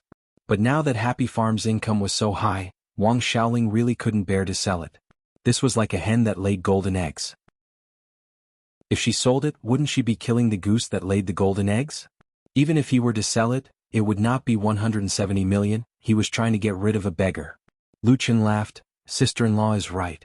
They are dreaming if they want to buy Happy Farm for 170 million. Gao He scratched his head, "How much do you want to sell it for?" Lu Qin said lightly, "At least 300 or 400 million yuan. He knew very well that although a game like Happy Farm could become popular in a short period of time, its vitality would not last too long. There was no way to compare with mainstream online games. After a while it would naturally stop. Of course it was impossible to buy it cheaply. This month's income was more than 100 million yuan. Even if it could only be popular for a few months, it would be enough. How much was the investment? To be honest, if it weren't for QQ Company, Lu Qin might not be willing to sell it. Since his debut, Lu Qin has always had a very good cooperative relationship with QQ. His digital album was released in QQ Music, The network premiere of 2 TV series were broadcast in QQ Video, and Happy Farm also relied on a large number of QQ members. Lu Chen was very willing to maintain this cooperative relationship, so it was completely acceptable to sell Happy Farm to QQ Games as long as the price was reasonable. Chen Fei listened by the side, feeling very shocked in her heart. She knew that Happy Farm invested by Lu Chen was very popular, but she didn't expect it to be so popular that it could be sold for hundreds of millions of yuan. Of course, Chen Fei has seen money. In the circle, she is very famous for being good at investing, especially in real estate investment, which has made many people in the circle deeply admire her. But compared with Lu Chen, real estate investment is nothing at all. No matter how fast domestic housing prices rise, there is absolutely no reason to increase several times in a year. And Lu Chen's investment in the game has increased dozens of times in a year. Gao He asked, "How do we talk to them?" Lu Chen smiled and said, "Professional things of course need professional people to talk. We will set up a professional negotiation team to talk to QQ." Involving hundreds of millions of yuan of transactions, Lu Chen himself does not have the ability to negotiate directly with QQ Games. This is not the direct bargaining of buying vegetables in the market. There are too many things involved. Professional elites must be involved in order to ensure their own interests to the greatest extent. There is no such talent in Happy Entertainment, and there is no such talent in Chen Fei Media, but Lu Chen can ask for foreign aid.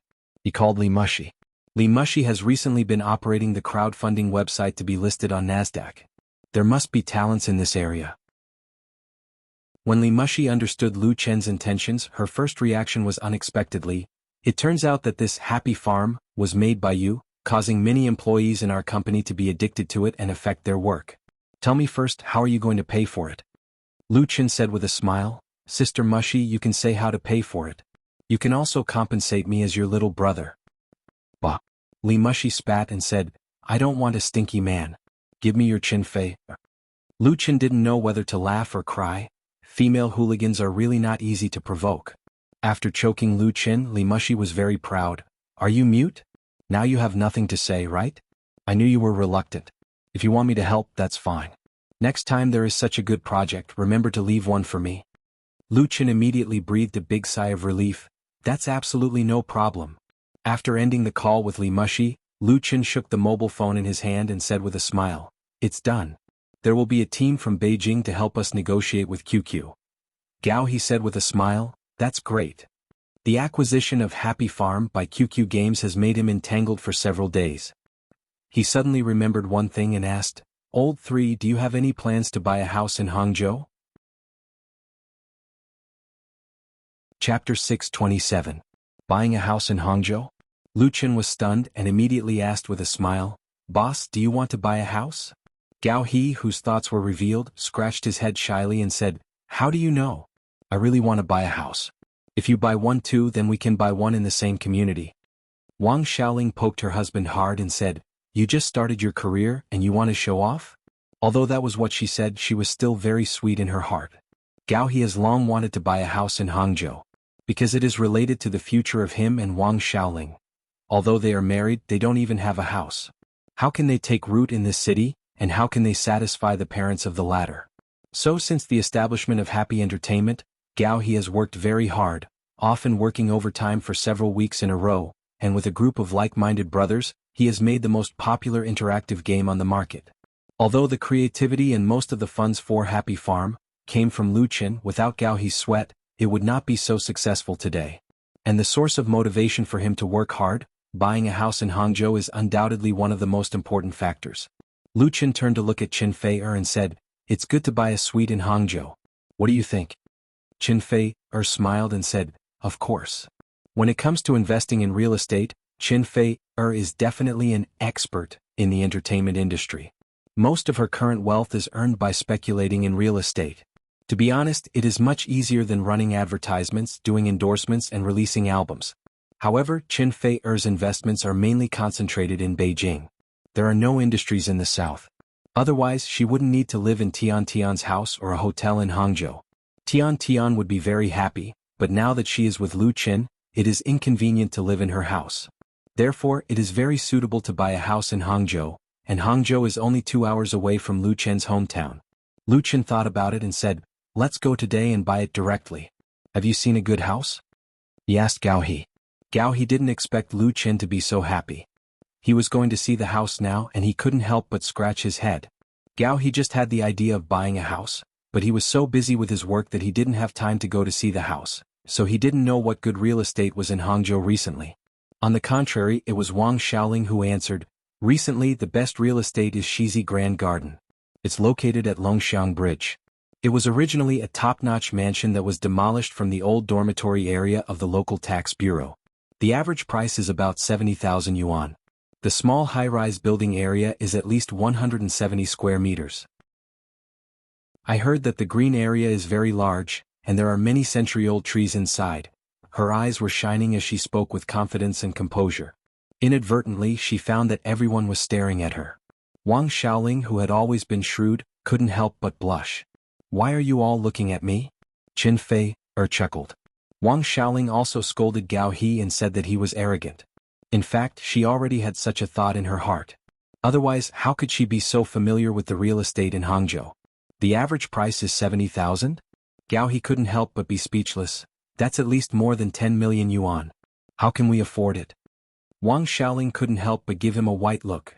Do you want Lu Qin to buy a house worth 10,000 or 20,000 yuan? In recent years, the price of houses in Hangzhou has also risen very sharply, and it has increased several times. The houses in the downtown area are generally about 40,000 yuan, and the good location is even more expensive. Shizi Grand Garden is a rare real estate near West Lake. It is normal for it to have a price of more than 10 million yuan. Only such a house is in line with the identity of Lu Qin and Qin Fei, but for Gao He it's too expensive. Lu Qin smiled and patted him on the shoulder and said, "It's just more than 10 million yuan. Are you afraid that you can't afford it now? You have to buy a better and bigger house with appreciation potential and a good school district. You and Xiaoling won't only have one child in the future, right? How can you not have enough rooms?"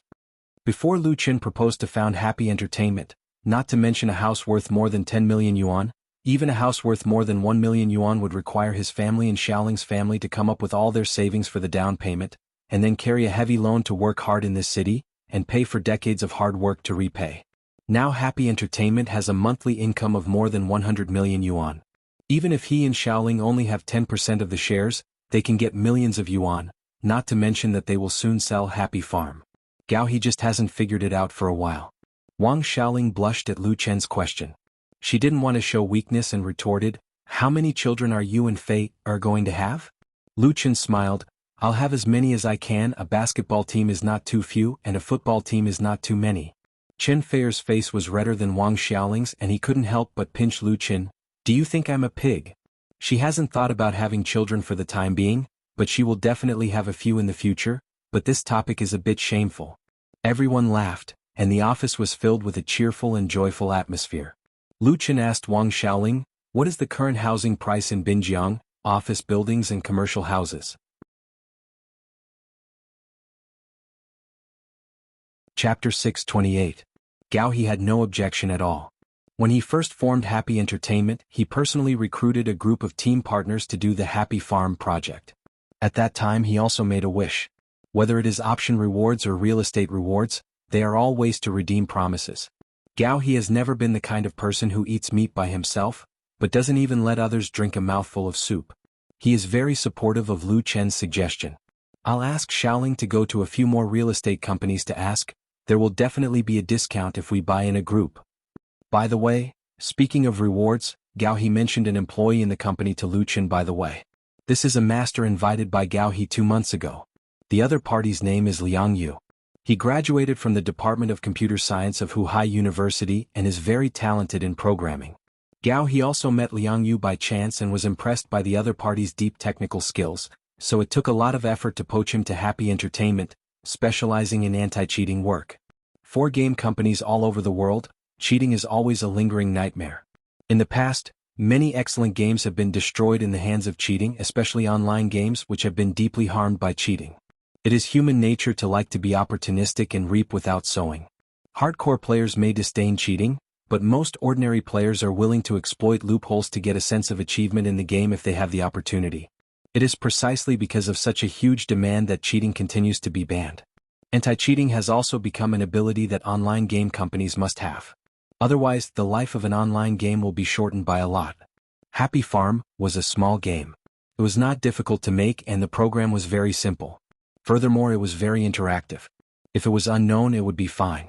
No one would waste time and effort to make a plugin. However, Lu Qin has long foreseen its popularity, so he attaches great importance to anti-cheating. Before the official operation, he repeatedly asked Gao He to prepare for this at any cost. The biggest feature of Happy Farm is stealing vegetables. If a plugin has the function of automatically stealing vegetables, then it will be difficult for users to resist the temptation to use it. Moreover, with the automatic stealing of vegetables, the fun of the game was greatly diminished. Liang Yu was poached under such a background. He originally worked in an IT company, and the treatment was not bad. Gao He directly offered twice the salary plus the promise of option dividends, and he got what he wanted. The price paid was worth it.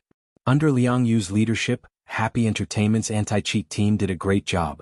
There were cheats when Happy Farm started to become popular, but it didn't become a disaster until now.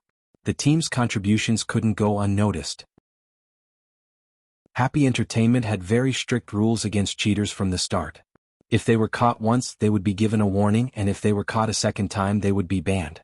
It didn't matter what level the cheater was or how much they had invested into the game, they would all be killed.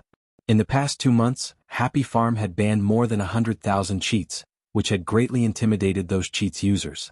The game environment had been well maintained, and the game's revenue had been steadily rising. Originally, Lu Qin was going to leave. When he heard Gao He's words, he immediately became interested and asked him to invite someone over. Liang Yu soon came to the general manager's office. The computer expert was thin and small, and the denim t-shirt he wore seemed to have not been washed for a long time, giving off a sloppy feeling. His hair was also messy and his face was a little pale, but his pair of big eyes were bright and full of expression. He seemed a little dissatisfied with the CEO's summons.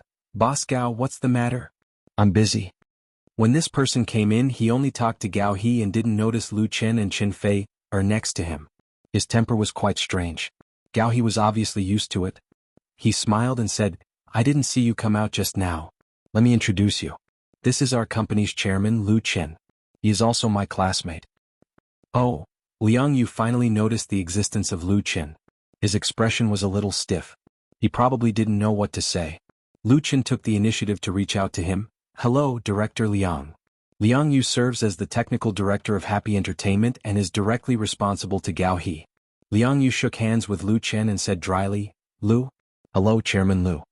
Unlike other employees in the company, he doesn't seem to be interested in Lu Qin. He doesn't have the feeling of ordinary people meeting a celebrity. He just socialized with Lu Qin out of courtesy. Gao He smiled and said, "Old Liang, the idea of Happy Farm was put forward by Lu Qin. The game plan was designed by him, including the new version we are working on." At this time, Liang Yu's expression became a lot more serious. He stared at Lu Qin and said, "Although Happy Farm is very simple, the creativity is really good. You are very good." Lu Qin understood that Liang Yu should not know or care about his identity, a big star or chairman. What can make this person moved is at the technical and creative level. He smiled and said, "The success of this game is thanks to your efforts. Happy Farm is just the beginning. There will be more and better games in the future, all of which need your help." Gao He took the opportunity to tell Liang Yu that Lu Qin was going to buy an office building and a house for excellent employees. Liang Yu's reaction was not very enthusiastic. After chatting with Lu Qin and Gao He couldn't wait to say, "Chairman Lu, President Gao, I still have a program that I haven't finished writing." Gao He really had no temper with him. "Then you go and do your work, and by the way, tell everyone the good news." Liang Yu promised, turned his head and left, not even saying goodbye to Lu Qin. Poor Qin Fei, the heavenly queen of the music industry, the most popular female star in the entertainment industry, was directly ignored by him. Gao He was a little embarrassed. Liang Yu, this person. To put it bluntly, people like Liang Yu are typical of high IQ, low EQ and do not understand the ways of the world. But if it weren't for this, Gao He might not have been able to poach him from that company. Lu Qin smiled and said, "It doesn't matter. I feel that he is very good and worthy of strong support." Lu Qin himself studied computer science. He knows that in the IT industry, there are many talented but unsociable people like Liang Yu. He is not asking him to do public relations and marketing. As long as he has the technology and ability, it is enough. He took Qin Fei's hand and said, let's go see the house." Gao He was surprised. Now. Lu Qin nodded. "If you see it, buy it directly." Very heroic, he also has such confidence. Chapter 629. Lu Qin is definitely a man of action. If he says to buy a house, he says to buy a house. If he says to go now, he says to go now. His time is also very precious. Therefore, although Gao He and Wang Xiaoling had no mental preparation, they still went to the newly opened top real estate Shizi Haoyuan, under his instigation. For people shared a car. The two women were the most enthusiastic about buying a house. Wang Xiaoling used her mobile phone to find the real estate information of Shizi Haoyuan and discussed it enthusiastically with Chen Fei in the car. Shizi Haoyuan is located in Longxiang Bridge in the uptown of Hangzhou. It only takes a few minutes to walk to West Lake. It is also about the same distance to the nearest subway station. It belongs to the real gold-scarce area. The surrounding business districts, hospitals, schools and so on are very complete. Of course, the price is also extremely expensive, and the average price is almost catching up with the capital. According to the address found on the internet, the group first came to the sales office of Shizi Haoyuan. The sales office was in the luxury clubhouse attached to the real estate. When the Mercedes-Benz stopped steadily at the door, a beautiful sales lady immediately greeted them, smiling and ready to welcome the guests. Lu Qin, who was sitting in the passenger seat, got out of the car first and happened to meet the sales lady. The sales lady suddenly froze. Her eyes widened in surprise, and her eyes were full of disbelief. She couldn't help but cover her mouth. Lu Qin smiled at her and asked, "Hello, this is the sales office of Shizi Haoyuan, right?" The sales lady seemed to wake up from a dream, nodded again and stammered, You are teacher Lu Qin? China's Voice is popular on Zhidong satellite TV. As one of the mentors, Lu Qin is also from Zhidong. I am afraid that no one in Hangzhou doesn't know him, the pride of Zhidong people. She really couldn't believe that Lu Qin would suddenly come here without any notice. Then she saw Chen Fei who had just got out of the car. Although Chen Fei was wearing big sunglasses, the sales lady still recognized her at a glance. She almost fainted and felt that her heart couldn't bear it. The two security guards next to them were dumbfounded. As for Gao He and Wang Xiaoling, they were ignored by everyone. Lu Qin nodded and then held Chen Fei's hand. He smiled at the sales lady and said, "We are here to look at the house. Let's talk inside." Lu Qin and Chen Fei had actually come to Shizi Luxury Garden to buy a house. The sales lady felt as if she had been hit by a big pie falling from the sky. She almost fainted. She quickly bowed and said, "Please?" When the two of them appeared in the sales office of the Shizi Grand Garden, there was no surprise that it caused a sensation. The sales ladies, customer managers, and guests who came to see the house all gathered around. All of them took out their mobile phones and kept taking photos. Fortunately, the people in the sales office were smart. They quickly invited the two big stars to a separate VIP room and quickly informed the company's senior management. While Lu Qin and others were looking through the brochures, the big boss of the developer of the Shizi Grand Garden personally rushed over with his people. When he saw Lu Qin, the boss surnamed Lin was very enthusiastic and polite. He said to Lu Qin, "Teacher Lu, you are a noble person. You can choose any house here. No matter which one you choose, I will give you an 88% discount and give you a free parking space."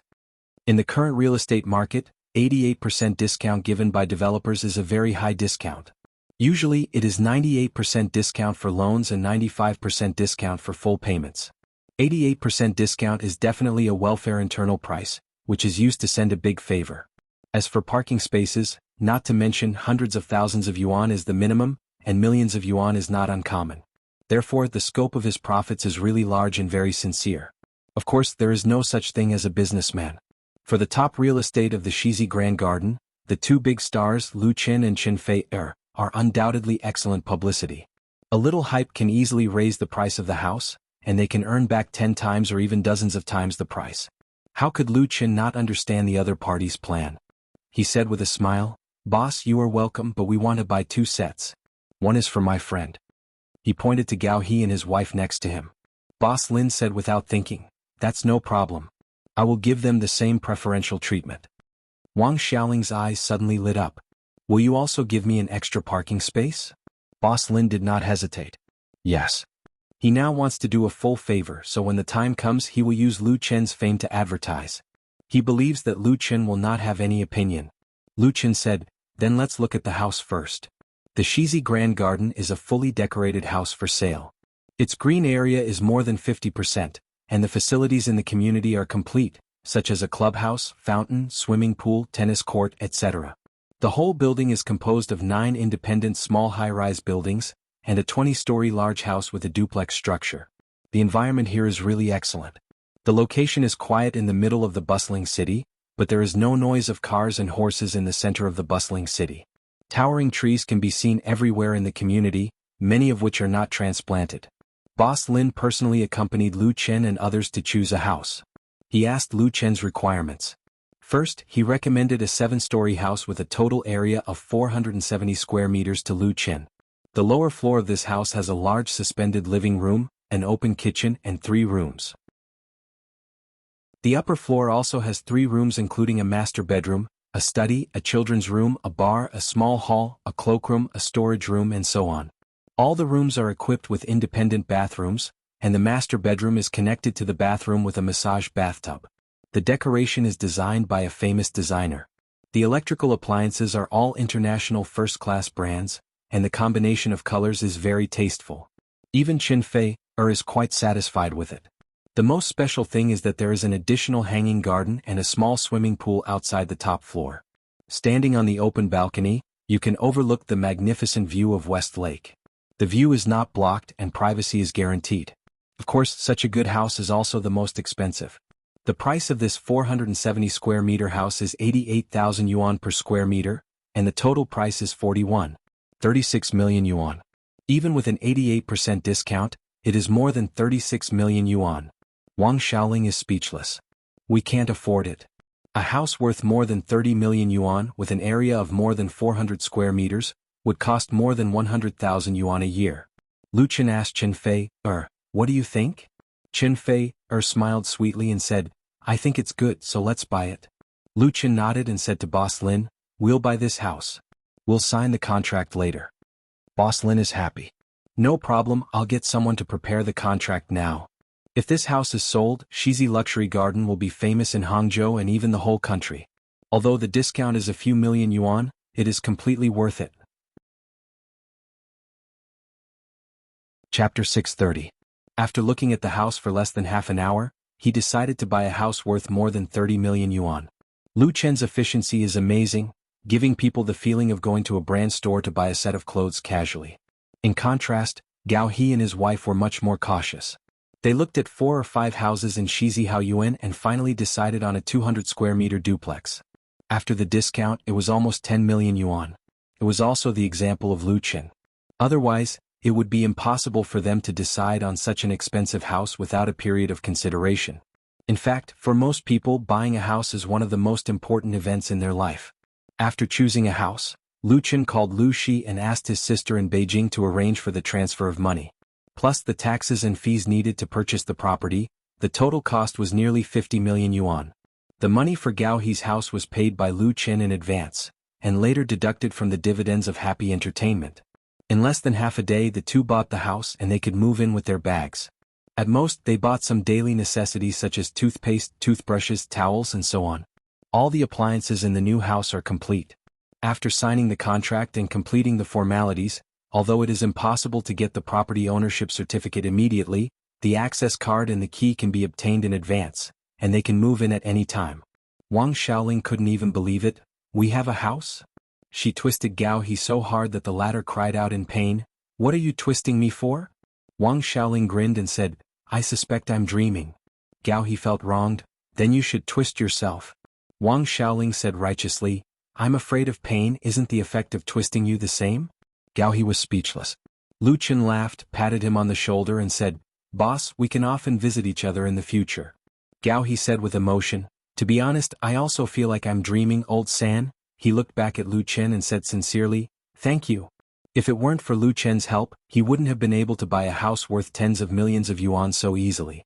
Most likely, he would have been working hard to make a living and working hard to buy a house. Lu Chen changed his life as well as his and Wang Xiaoling's fate. But now he had nothing to repay Lu Chen with, so he could only thank him and remember it in his heart. Lu Chen smiled and said, What are you thanking me for? You earned this house yourself. Gao He scratched his head, feeling more and more grateful. After getting the key, Lu Chen declined Boss Lin's warm invitation to have dinner with everyone. He brought Qin Fei back to his new house. This time it was just the two of them. Standing on the open-air balcony on the top floor again, looking at the West Lake in the distance, Lu Qin held Qin Feier in his arms and said, "You know what? When I first came to Hangzhou to study, I wanted to buy a house here and take root. But later, great changes happened to his family, and his idea could only become a bubble. How could he still have the luxury of buying a house? It was great luck to be able to pay off his family's debts. A dream changed his life, and it also made him meet and fall in love with the beauty in his arms. Just as Gao He was grateful to Lu Qin was extremely grateful to the god of fate who may or may not exist." Qin Feier reached out and touched his face, then asked with a smile, "Now that your wish to buy a house has been realized, do you have any other wishes?" Lu Qin thought for a moment and said, "Yes." Qin Feier was curious, "What wish?" Lu Qin said with a smile, "It's not enough to have a house. There must be a hostess in the house, right? And children." He bowed his head and said, "Can you help me realize this wish?" Qin Feier's pretty face was stained with a faint blush and she said, "In your dreams." Lu Qin smiled and kissed her fragrant lips. Ring ring. Just after kissing for 3 seconds, the mobile phone in Lu Qin's pocket rang, so that he had to stop being affectionate with Qin Feier and take out the mobile phone. This was his private phone. Few people knew the number. Usually it was his relatives and friends who called. It turned out to be his sister. Lu Qin wondered, "Sister, what's wrong?" "What's wrong?" The two had just been talking on the phone. Lu Shi said, "Nothing. Lu Shui just called me and complained that you almost forgot her. It's going to be summer vacation. Why don't you send her home then?" Lu Qin sweated, "Then I'll give her a call and give her the key to the house." Lu Shui took the college entrance examination last year and was admitted to Zhidong Normal University. She had always wanted to be a teacher, and it could be said that her wish had come true. Zhidong Normal University was also in Hangzhou.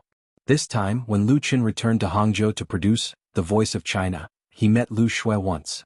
Because he was too busy with work, they did not see each other again during this period, and they did not make many phone calls. Now that he thought about it, he really neglected her a little. All along, Lu Qin and Lu Shui had the best relationship. Lu Qin's most cherished guitar was bought by Lu Shui with all her lucky money as a birthday gift. And Lu Qin's favorite was of course his sister. Lu Shi said sourly, "You spent tens of millions to buy a house in Hangzhou, and you can't live there for long. You're really extravagant. I'm still living in a rented house." Lu Qin smiled and said, "Then I'll buy you one when we go back." Selling Happy Farm would bring back at least a few 100 million yuan.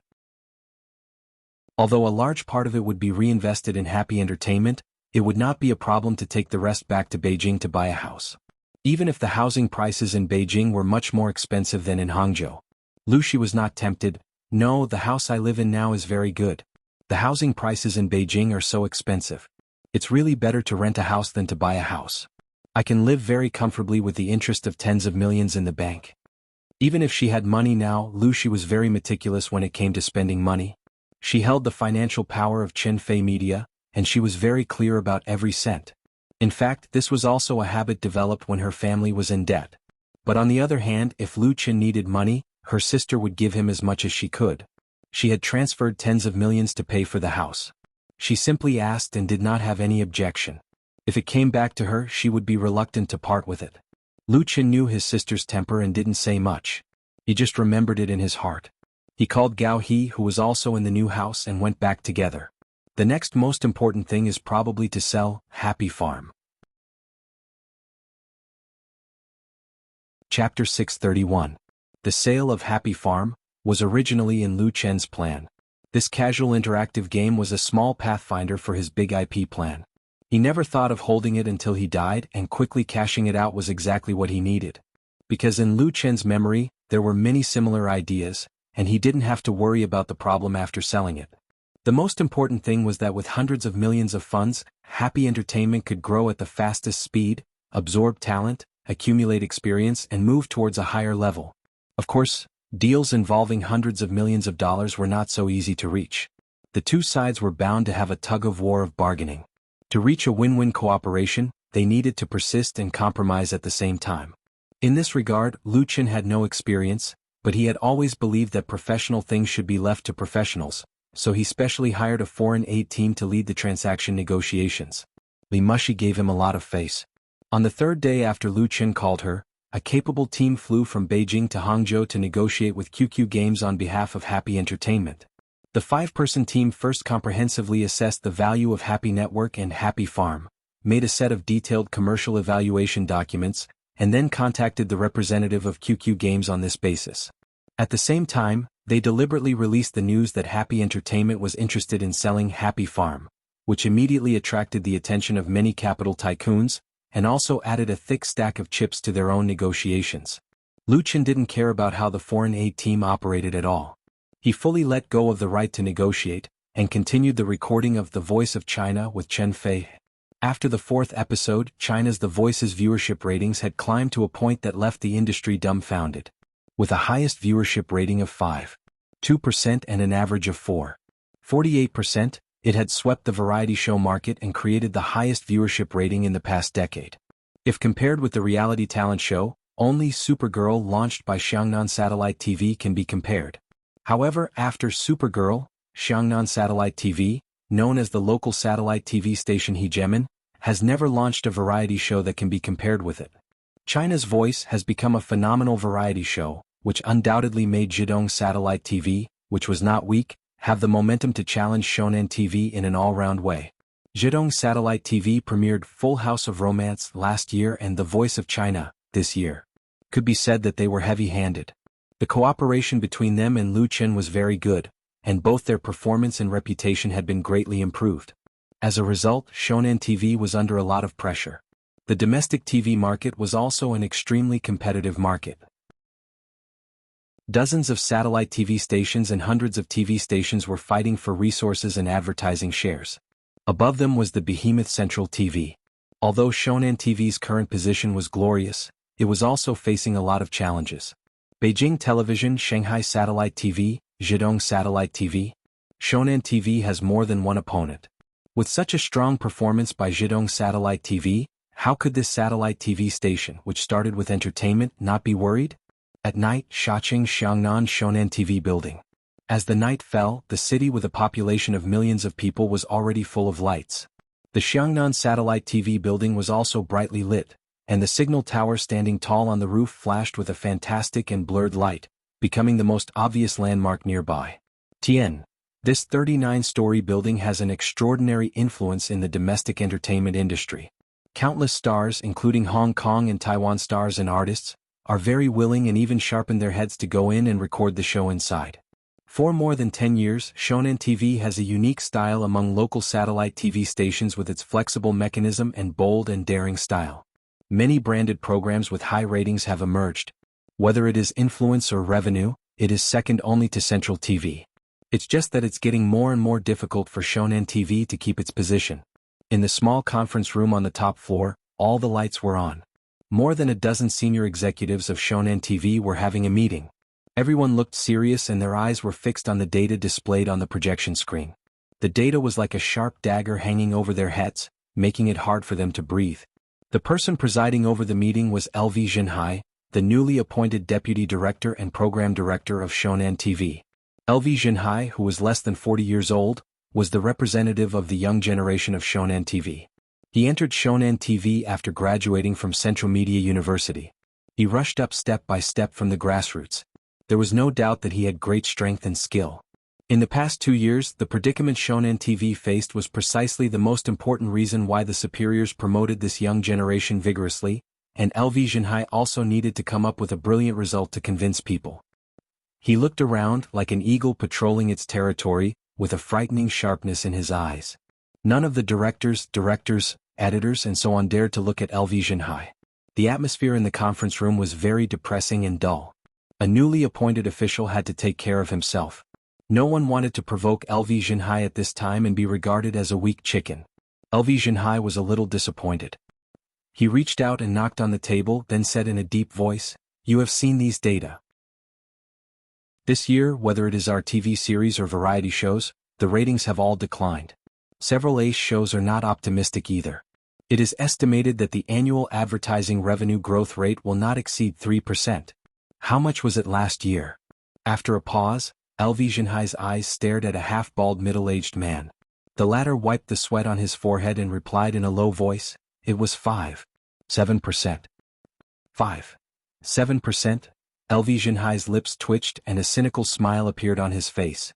I remember in 2014 it was 11.8%, and in 2013 it reached 27%. How much has the increase decreased? No one answered his question. Advertising revenue was the lifeblood of a TV station, especially for satellite TV stations. Money was not everything, and it was absolutely impossible to have no money. The satellite TV stations in remote provinces were almost becoming advertising stations. What? Wasn't it because of money? Nowadays, the state subsidies for satellite TV stations were decreasing year by year. For satellite TV stations, it was increasingly difficult to maintain a balance of payments and even make a profit. Shonen TV was a big business, and its expenses increased year by year.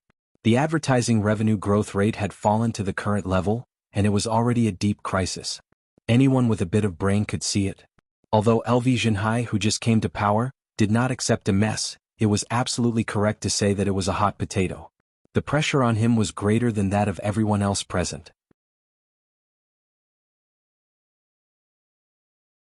Chapter 632. The atmosphere in the conference room became more and more depressed. An editor-in-chief of the satellite TV station reached out and pulled his collar, as if this could make himself breathe more smoothly, otherwise he would suffocate to death. The person sitting next to him subconsciously took out a cigarette from his pocket. When he wanted to smoke one, he was shocked to realize that smoking was prohibited here, so he could only put it back awkwardly.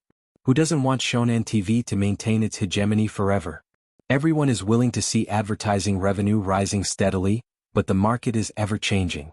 The higher you hold it up, the harder you fall. Shonen TV's current situation is pretty good. No one answered LV Jinhai's question.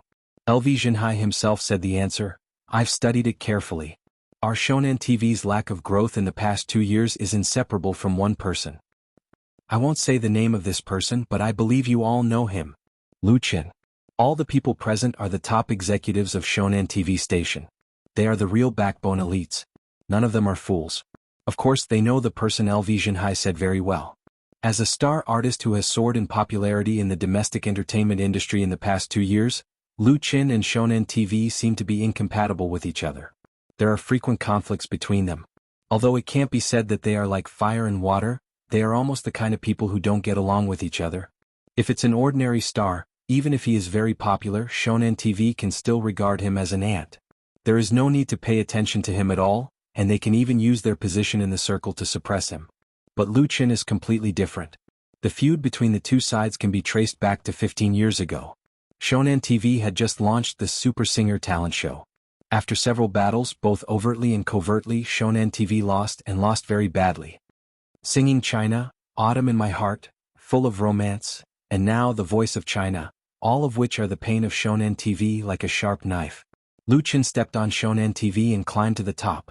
Many people were unwilling to mention his name at all.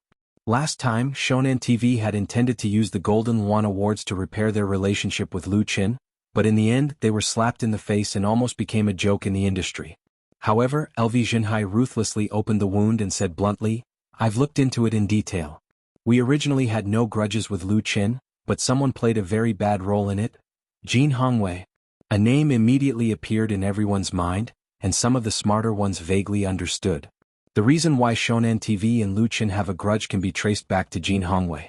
At that time, Super Singer forcibly eliminated Lu Qin, not only missing a real genius, but also causing an uproar in public opinion. It was also Jin Hongwei's relationship that was strong enough to suppress the matter and make Shonen TV lose face in vain. LV Jinhai brought up the old matter again. This is to raise a knife to chop people. Jin Hongwei can be regarded as an old relationship with Shonen TV. His Jushin Corporation has a lot of cooperation with Shonen TV, and he is one of the important figures who connect Shonen TV with Beijing's entertainment industry. This big shot in the domestic entertainment industry has inextricably linked relationships with Shonen TV. LV Jinhai suddenly pointed his sword at Jin Hongwei, which really shocked everyone. Isn't he afraid of Jin Hongwei's backlash? Unless LV Jinhai got instructions from the upper echelons, his head must have been kicked by a donkey to openly express his dissatisfaction with Jin Hongwei. Everyone looked at each other and didn't know what to say. LV Jinhai's butcher's knife has been raised, and it is very likely that he is holding an imperial sword in his hand. In such a situation, does he really think that he doesn't dare to cut off his head? Therefore, smart people know to be wise and protect themselves. Even those who intend to speak up for Jin Hongwei wisely shut their mouths. not wanting to touch LV Jinhai's bad luck. Tonight, LV Jinhai is here to be the villain. I propose to review the cooperation with Jushin Corporation, settle the matter that should be settled, and then show our sincerity to contact Qinfei Media more. Jin Hongwei is the boss of Jushin Corporation, and LV Jinhai undoubtedly wants to take drastic measures against Jin Hongwei. The so-called review is actually to suspend the cooperation and kick Jin Hongwei away. Jin Hongwei is known as the godfather of the entertainment management circle. Although this nickname was flattered by others, it is an indisputable fact that he has great power in the circle. However, Jin Hongwei's power is great to a large extent because of his long-term cooperation with Shonen TV. Once this lifeline is cut off, it is simply a pipe dream for him to want to call the wind and summon the rain in the circle. There is a trace of sadness in the hearts of several executives, but there are also a few who secretly gloat. Even within Shonen TV, there are many people who don't like Jin Hongwei and Jushin Corporation. A supervisor hesitated for a moment and asked, "This, should we ask the leader of the company?" Of course he is talking about LV Jinhai's superior. LV Jinhai glanced at the person lightly and said, "There is no need, this matter was decided by the top." The supervisor was suddenly speechless and his heart completely shrank. He said this sentence, which is also worthy of Jin Hongwei. LV Jinhai continued, "Now that China's voice is in the limelight, it is difficult for our third season of Super Singer to make a difference in the ratings. I have applied for a delay in production and, as far as I know, after Lu Qin completes the production of China's Voice, he will most likely start shooting his new show, You from the Star.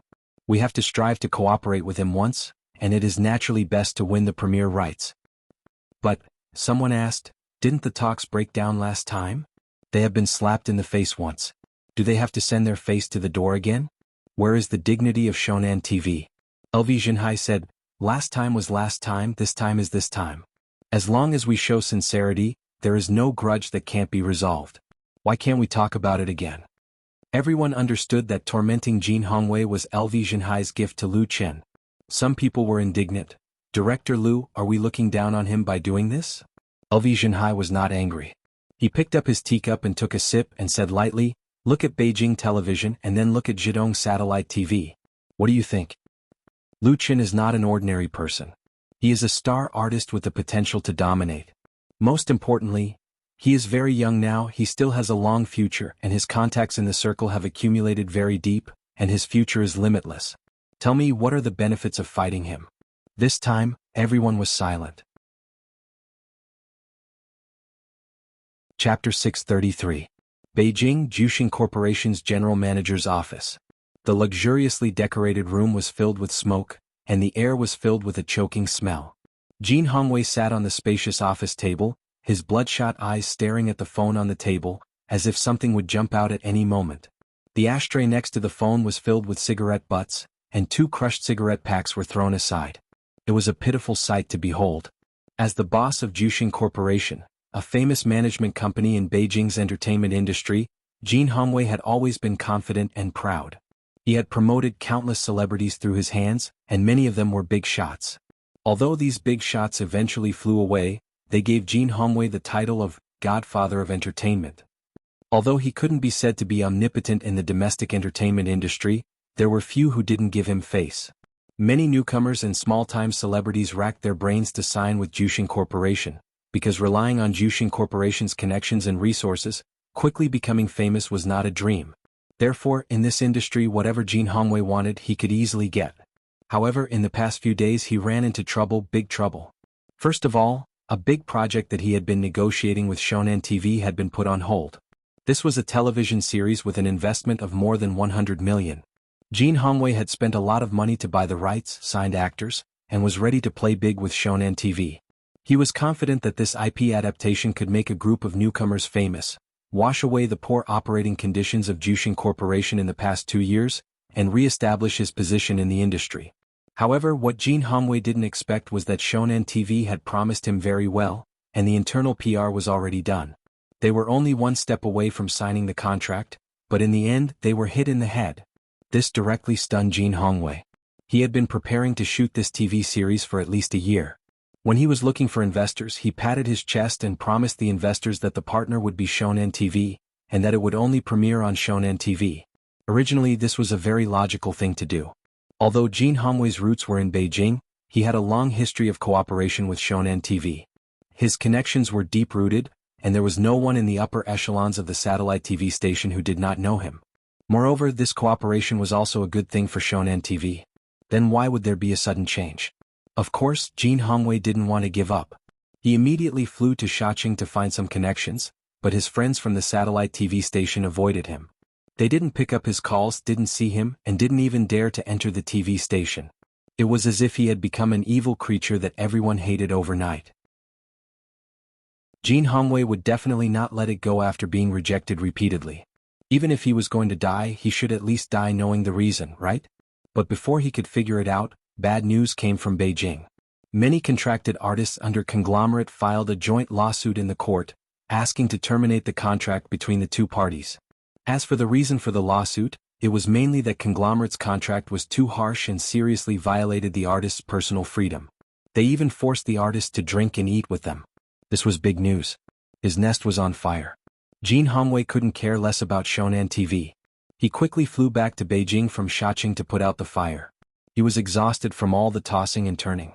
While dealing with the lawsuit, Jin Hongwei asked people around to inquire about the news, wanting to know who was dealing with him. Shonan TV broke the contract and its artists betrayed them. It couldn't be a coincidence that these two major events happened together. Jin Hongwei had been in this circle for decades. He was very domineering and arrogant. He had offended many people. In the past 2 days, Jin Hongwei couldn't eat well, sleep well, and had nightmares. Ring ring, the phone on the desk suddenly rang, and the ringtone sounded particularly ear-piercing. But Jin Hongwei seemed to have grabbed a life-saving straw and grabbed the phone with lightning speed. Hello? After talking with the person on the other side of the phone for a few minutes, his face turned from green to red, then white and finally black. Through the relationship of a scoundrel friend, Jin Hongwei finally learned the reason why Shonan TV broke the contract. It turned out that the newly appointed deputy director and program director of Shonan TV, LV Jinhai, was very disgusted with him and decided not to cooperate with conglomerate. When he first heard the news, Jin Hongwei felt it was incredible. Because when LV Jinhai took office, he personally went to Shaoqing to pay his respects. LV Jinhai's attitude towards him was very intimate. How could he suddenly turn hostile? Then the other party mentioned a person's name, and that was Lu Chen. If Jin Hongwei was asked which star in the entertainment circle had the deepest impression, then Lu Chen would definitely be one of them. This young man, who rose rapidly in the entertainment circle, was simply a sore point for Jin Hongwei. He regarded him as an enemy. The grudge between the two began when Lu Chen rejected him. Jin Hongwei also tried to suppress Lu Chen, but the result was that he was slapped in the face again and again. Later, Lu Chen soared to the sky. Not only did he make a lot of contacts in the circle, but he also climbed up the relationship with the Li family. Jin Hongwei wanted to use some tricks, but he couldn't do anything. He could only watch the other party become the most popular star among the newcomers. And Shonan TV chose to terminate the cooperation with him because of Lu Chen. Jin Hongwei felt like vomiting blood, but there was nothing he could do. He knew that Shonan TV must be unwilling to accept the current predicament of the current decline in the ratings of TV series and variety shows. They wanted to repair their relationship with the popularity king Lu Chen, and then gave him as a meeting gift. In the entertainment circle, who didn't know that Jin Hongwei and Lu Chen had a grudge?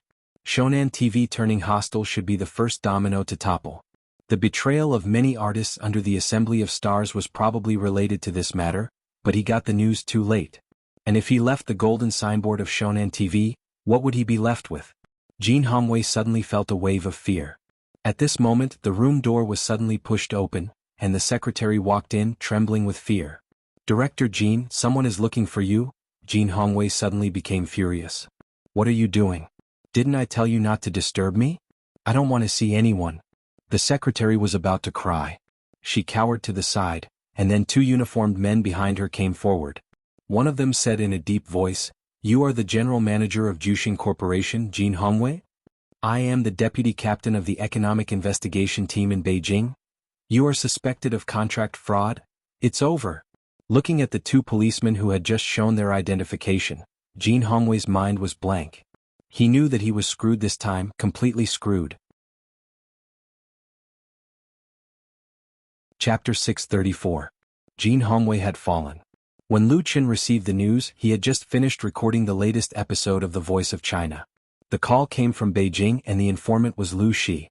His sister was obviously very happy.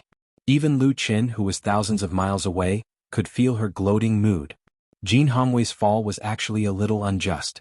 The cause of the incident was that Shonan TV suddenly cut off its cooperation with Jushin Corporation and killed a big project that Jin Hongwei was working on. As a result, it led to a series of repercussions, which eventually led to the downfall of this big shot in the entertainment industry. Originally, Jin Hongwei was fine. Shonan TV cutting off their cooperation would at most deal a heavy blow to his career. However, he had made too many enemies in the industry and had been too arrogant and domineering in the past. In the end, he was reported for contract fraud and was invited to the police station for tea. Then, when the police searched Jushin Corporation, they found a lot of illegal evidence. The worst thing was that they found a large amount of drugs in Jin Hongwei's house. This time, Jin Hongwei's life was really at stake. The domestic attitude towards drug crimes had always been extremely strict. No matter how powerful Jin Hongwei was, he would still be sentenced to death if he touched this red line. The drugs he hid in the villa were not for his own use, but to control several of his artists. Such shameful methods were nothing new in the entertainment industry. Being caught in the act was a big deal. Lu Shi said, just based on the drugs he hid, he should be sentenced to life imprisonment at the very least. Jin Hongwei had connections in the upper echelons, but not only could his connections not help him at this time, they even became his death talisman. More dirty deeds were exposed, but they were controlled by public opinion, so ordinary people did not know about it. In short, this time, Jin Hongwei was 100% done for. He would basically spend the rest of his life in prison. The famous Jushin Corporation in the industry had already fallen, becoming a fat piece of meat that people in the industry fought over. To be honest, if it weren't for his sister's call, Lu Qin would have almost forgotten about Jin Hongwei. However, Lu Qin did not feel the slightest bit of sympathy for his misfortune. Instead, he felt delighted. Jin Hongwei had done so many filthy things, it was too late for him to receive his retribution. What he didn't expect was that what Lu Shi said was actually related to him. That was the reason why Shonan TV interrupted its cooperation with Jushin Corporation, causing Jin Hongwei to be pushed down by everyone, was because Shonan TV intended to repair its relationship with him. LV Zhenhai, the deputy director and program director of Shonan TV, expressed his appreciation for Lu Qin in public. Lu Shi said disdainfully, even they have such a day. If they knew this day would come, they wouldn't have done it in the first place. Her sister had always been brooding over Shonan TV's suppression of Lu Qin in the past 2 years. Today she finally had her revenge. It's too late. Lu Qin smiled and sighed in his heart. The world was really unpredictable. After ending the call with Lu Shi, Qin Feier asked curiously, what happened? When her sister called, she was next to Lu Qin. She vaguely heard something but she didn't hear it clearly. So Lu Qin told her the whole story. Qin Feier also felt delighted after hearing it. This person should have been dealt with long ago. He's too disgusting. Back then she had signed with Jushin Corporation, so she had a good understanding of Jin Hongwei's character. If it weren't for Tan Hong's help, it wouldn't have been easy to get out of this big hole. Fortunately, she escaped in time. After successfully leaving Jushin Corporation, Qin Feier opened her own studio and had a new career development. Even Qin Feier, who had always been kind and had a good reputation in the circle, was gloating over Jin Hongwei's misfortune. Needless to say, Jin Hongwei's enemies were even more so. Now that he was in prison, there were naturally some people who secretly pushed him. At least it could make Jin Hongwei's backers shrink back. The downfall of Jin Hongwei actually didn't affect Lu Qin much. Instead, it was Shonan TV's intention to repair their relationship with him, which wasn't necessarily a bad thing. Although the ratings had been declining in recent years, Shonan TV was still the #1 local satellite TV station. It had a huge influence in the industry and was very strong. Although Lu Qin wasn't afraid of Shonan TV at all, if Shonan TV was willing to put down their status, he wouldn't slap them in the face and offend them to death. Because there was no deep hatred between the two sides, it was nothing more than a dispute of interests.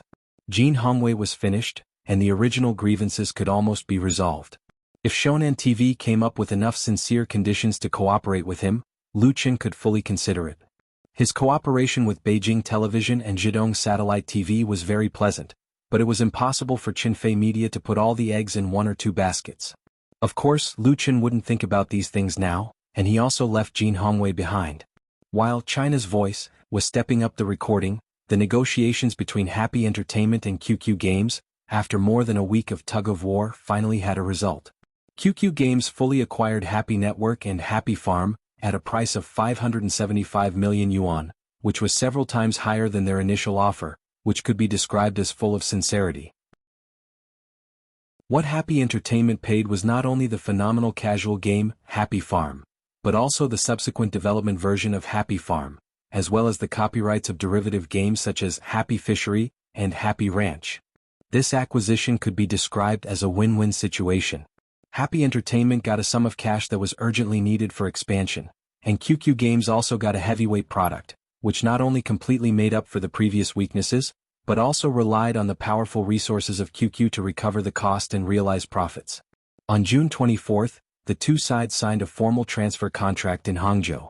The negotiation team from Beijing played an important role in it. Without the help of several foreign aid, it was really impossible for Happy Entertainment to bite off a piece of meat from QQ Games alone. And this deal also caused a great sensation in the industry. Everyone didn't expect that the newly emerged Happy Entertainment would actually sell the hen that laid the golden eggs. In many people's view, Happy Entertainment was killing the goose that laid the golden eggs, and even looked down on Lu Qin, the actual controller of Happy Entertainment, a little bit, thinking that he didn't have a long-term vision and only cared about the small profits in front of him. Lu Qin just smiled at such remarks. Others only knew that he sold a golden hen, but they didn't know that he had a flock of golden hens. He sold one in order to build a bigger and better chicken coop in a short time. The start of Happy Entertainment has just begun, and Happy Farm will by no means be the last glory. Chapter 635. 575 million, QQ Games bought Happy Network, and Happy Farm changed owners. This news spread all over the country at the speed of light, and unsurprisingly became the focus of heated discussion on the internet. As a small company that has just been established for less than half a year, Happy Entertainment, with a registered capital of only 5 million, has undoubtedly created a legend in the industry. More inside stories were dug out, and the most talked about was the owner of Happy Entertainment, Lu Qin. Many people felt that their common sense had been subverted. Lu Qin made his debut as a singer. His musical talent has long been recognized. After he became famous, he wrote and acted in 2 popular TV series, and then launched a movie with a box office of more than 1 billion. His ability to make money simply made people envious and jealous. But who would have thought that Lu Qin's investment in the game industry also had such a brilliant vision, and insiders revealed that the idea of Happy Farm came from Lu Qin himself. Tall, handsome, talented, and strong ability to invest and make money, the young and unmarried Lu Qin has become the most dazzling diamond bachelor in the entertainment industry. Qin Feier jokingly said to him that if he moved to Xiangjiang or Baodao and had the will, it was estimated that many women inside and outside the circle would be willing to fight for the position of the second wife or third wife. For such a statement, Lu Qin wisely chose to pretend to be deaf and mute. Qin Feier's jealousy was also quite strong. But some things can't be pretended to be deaf and mute. Right now he was in the limelight too much and the quick money was a bit hot. After careful consideration, Lu Qin discussed with his sister and others, and the funds from the sale of Happy Farm were distributed after taxes were deducted. First, they bought a 2-story office building in the newly completed Huanya Digital Building in the Binjiang IT Industrial Park, with a total area of 2,200 square meters, as the new headquarters of Happy Entertainment, and then recruited staff.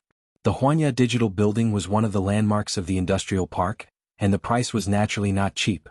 Happy Entertainment paid 70 million for it. Lu Qin took out another 150 million yuan as a dividend. He personally received 120 million yuan, and another 15 million yuan was given to Gao He and his wife. The other 15 million yuan was rewarded to all the employees of the company according to the proportion of contribution. The least amount was tens of thousands. It could be said that everyone was happy. Of course, because Lu Qin paid for the house last time, most of the dividends of the Taka couple returned to Lu Qin's hands.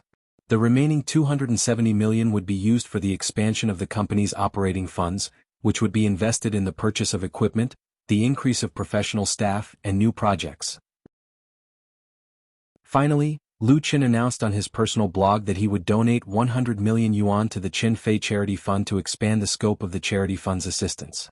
It would no longer be limited to assistance for poor leukemia patients, but it would also increase the number of assistance programs for poor children and adolescents.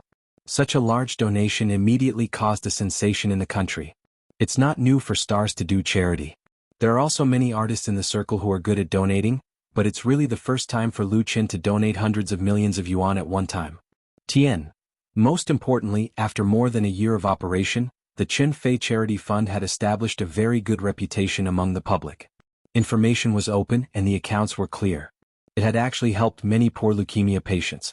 Compared with the show-style donations of many stars, and those charity organizations that are heavily shady, the Qin Fei Charity Fund co-founded by Lu Qin Fei, and them was undoubtedly a real clean stream.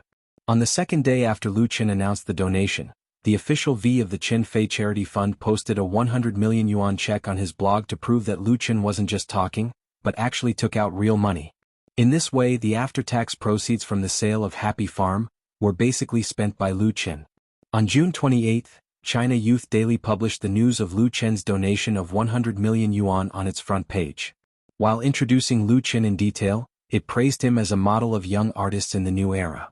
China Youth Daily was a major newspaper at the central level. To be able to get positive reports and honorary praise from China Youth Daily was equivalent to putting on a thick layer of protective armor for Lu Qin. If the ordinary media wanted to discredit him, they would have to weigh the consequences. After the article in China Youth Daily was published, Li Murong, who was far away in Beijing, took the initiative to call Lu Qin for the first time, and praised him a lot in his words. The eldest son of the Li family is extremely low-key in the circle and lives an almost semi-secluded life. Lu Qin met Li Mubai and then met his eldest brother, but he only met him a few times. Usually the contact between the Li family and Lu Qin is completed through Li Mushi and Li Mubai. Li Murong basically doesn't ask about his younger brother and sister's affairs.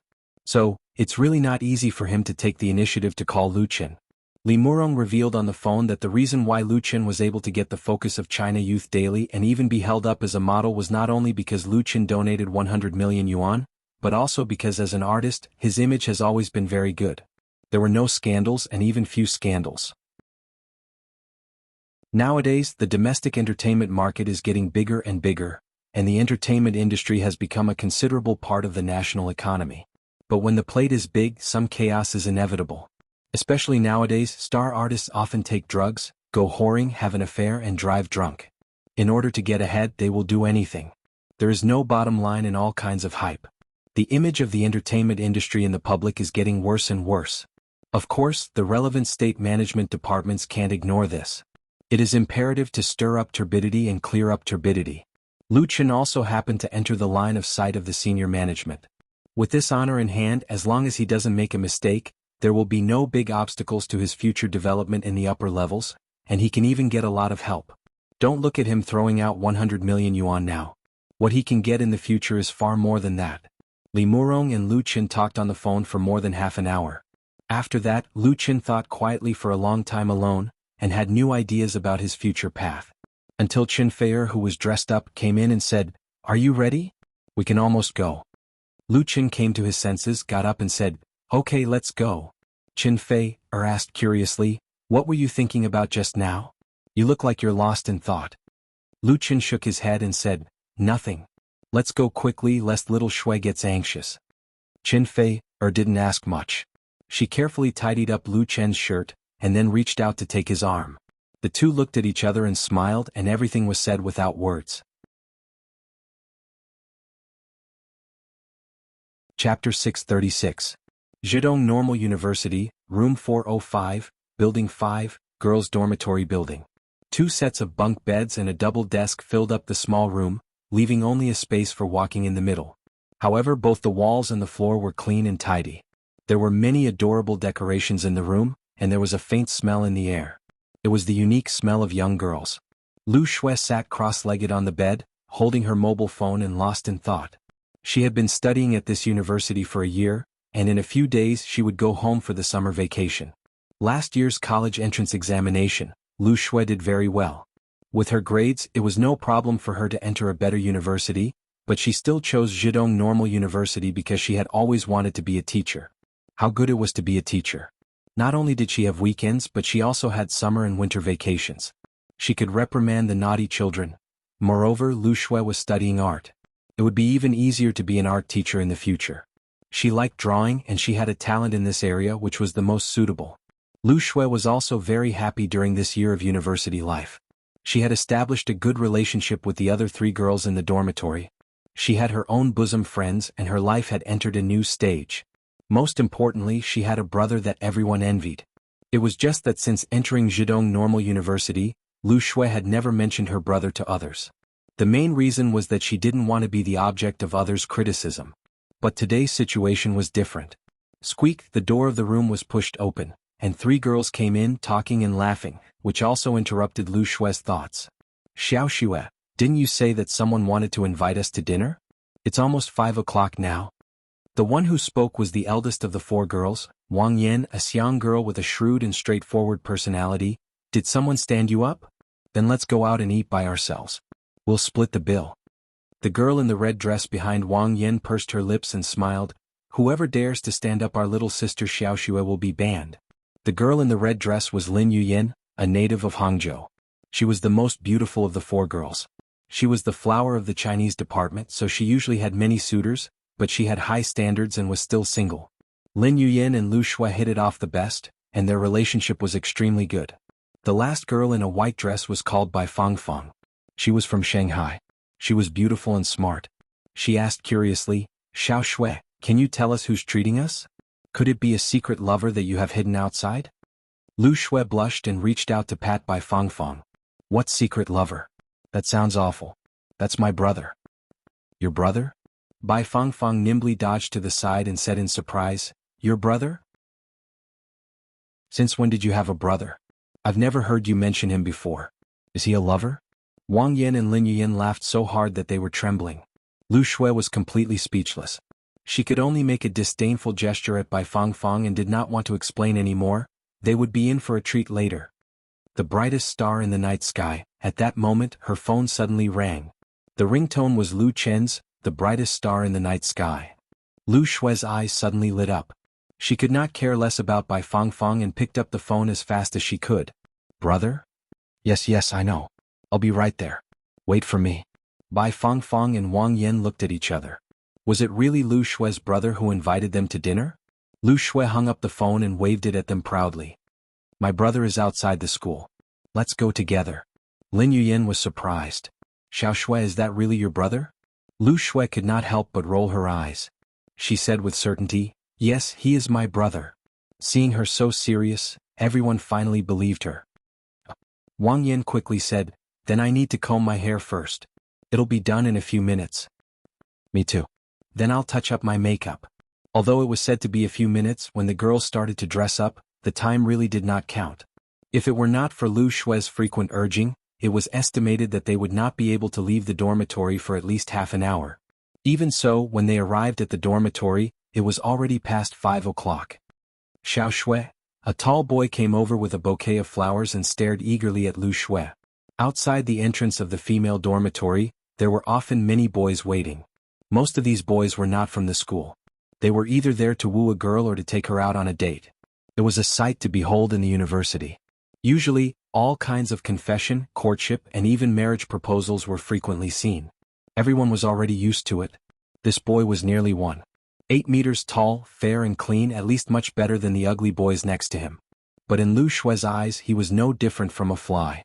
She stopped, frowned and said, Wu Hao, I'm not that familiar with you, so don't call me Xiao Xue. What do you want? The tall boy showed a trace of frustration and immediately smiled. Xiao. Lu Shui, I want to invite you to dinner and then watch a movie tonight. How about it?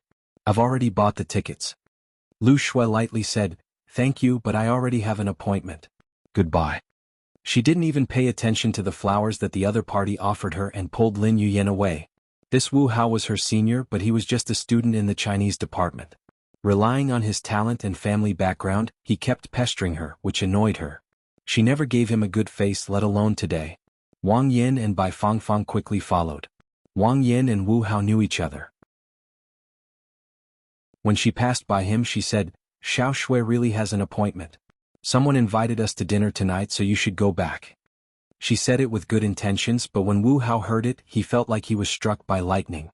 Looking at Lu Shui's back as she left, he gritted his teeth and followed her all the way. He wanted to see what kind of person could invite Lu Shui out. Lu Shui did not notice that there was someone following her. She was afraid that the person would be anxious, so she pulled Lin Yuyin and quickened her pace. Soon they arrived at the gate of Beijing Normal University. Near the evening, There were always a lot of cars parked on the road outside the gate of Beijing Normal University. Today was no exception, but Lu Shui quickly found her target. A dozen meters away there was a black Mercedes-Benz parked. A tall young man wearing sunglasses leaned on the door and looked around. "Brother?" Lu Shui hurriedly called out, smiling like a flower as she waved at the other party. The three girls with Lu Shui noticed the young man, and their hearts were full of curiosity. "This is Lu Shui's brother? He looks very cool."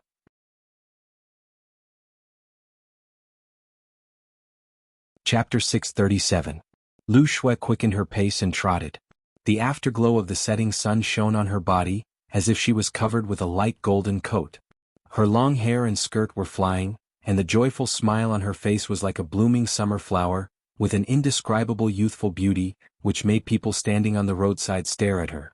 However, like a bird flying to the woods, she threw herself into the arms of the tall young man standing beside the Mercedes-Benz. Alas! People who saw this scene all sighed in their hearts, with indescribable complex feelings. Wu Hao, who had just appeared at the school gate, also happened to see this scene. He suddenly felt as if he had been struck by lightning. He never dreamed that the goddess he admired would be so intimate with another man in public. A stream of hot blood rushed into his brain, and Wu Hao immediately lost his mind, suddenly speeding up his pace and rushing forward. But when he was a few steps away from the young man, he suddenly felt guilty and timid, because the young man wearing sunglasses was taller than him, and although he couldn't see his face completely, he was definitely more handsome than him. Moreover, he was rich. This Mercedes-Benz exuded a luxurious atmosphere, and it couldn't be bought without 1 or 2 million yuan. This was a real tall, rich and handsome man. Wu Hao's family was not bad, but compared with this man, there was no comparison at all. Little Lu Shui, who is he? Wu Hao was extremely unwilling to run over, and after struggling in his heart for a few times, he still opened his mouth to ask. Lu Shui turned her head and saw Wu Hao. She couldn't help but be stunned and immediately showed a look of disgust. "Wu Hao, I have nothing to say to you, please don't harass me in the future, thank you." The tall man holding Lu Shui frowned, and his breath suddenly became cold.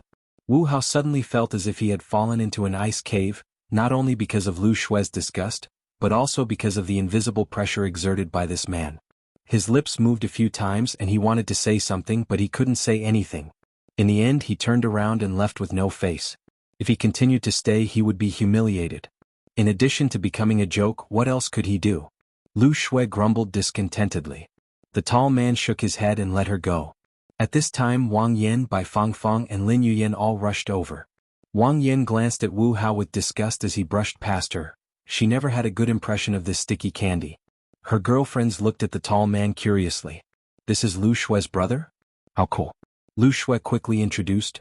"Brother, they are all my roommates. Let's get in the car first." It was too eye-catching here. The small accident just now had attracted a lot of attention. She did not want to expose her brother's true colors immediately. The tall man nodded and said, "Okay, let's talk in the car." He opened the car door for the girls in a gentlemanly manner. Lu Shui naturally sat in the front passenger seat, while Wang Yan and the other two sat in the back seat. After getting in the car and closing the door, cutting off the sight from the outside, Lu Shui finally let out a sigh of relief and officially introduced him to her friends. "This is my brother, Lu Qin." Lu Qin took off his sunglasses and turned to the three girls with a smile. "Hello." Wang Yan, Bai Fangfang and Lin Yuyan were stunned. They would never have dreamed that Lu Shui's brother was Lu Qin, the Lu Qin who sang "You Who Sat Next to Me," the Lu Qin who starred in Autumn in My Heart and Full House of Romance, and the Lu Qin who filmed A Chinese Ghost Story. He was also one of the 4 mentors of China's Voice, Lu Qin. No one could believe their eyes, but the truth was right in front of them. They had no choice but to believe it. Wang Yan mumbled, "Oh my God, I'm not dreaming, am I?" Lin Yuyan looked at Lu Qin without saying a word, her pretty face blushing shyly. She was a fan of Lu Qin and often mentioned Lu Qin in front of Lu Shui.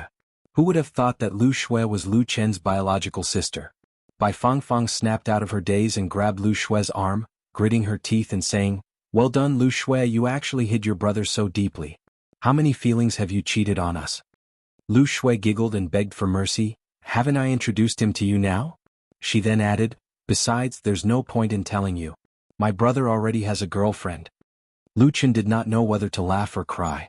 Wang Yan, Bai Fangfang and Lin Yuyan all blushed. Who didn't know that Lu Chen's girlfriend was Chen Fei, the queen of the music industry? They were the best couple in the entertainment industry. Damn Xiaoxue, what nonsense are you talking about? Lu Shui proudly introduced her 3 roommates to Lu Chen, and the atmosphere in the car finally returned to normal. Lu Chen said, "Thank you for taking care of Xiaoxue. She's very naughty. She must have troubled you a lot, right?"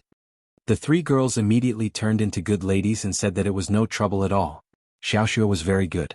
In the midst of laughter, Lu Chen drove the 4 girls to a private club that had a reservation. Private clubs first appeared in Beijing, and later spread to the big cities in the south.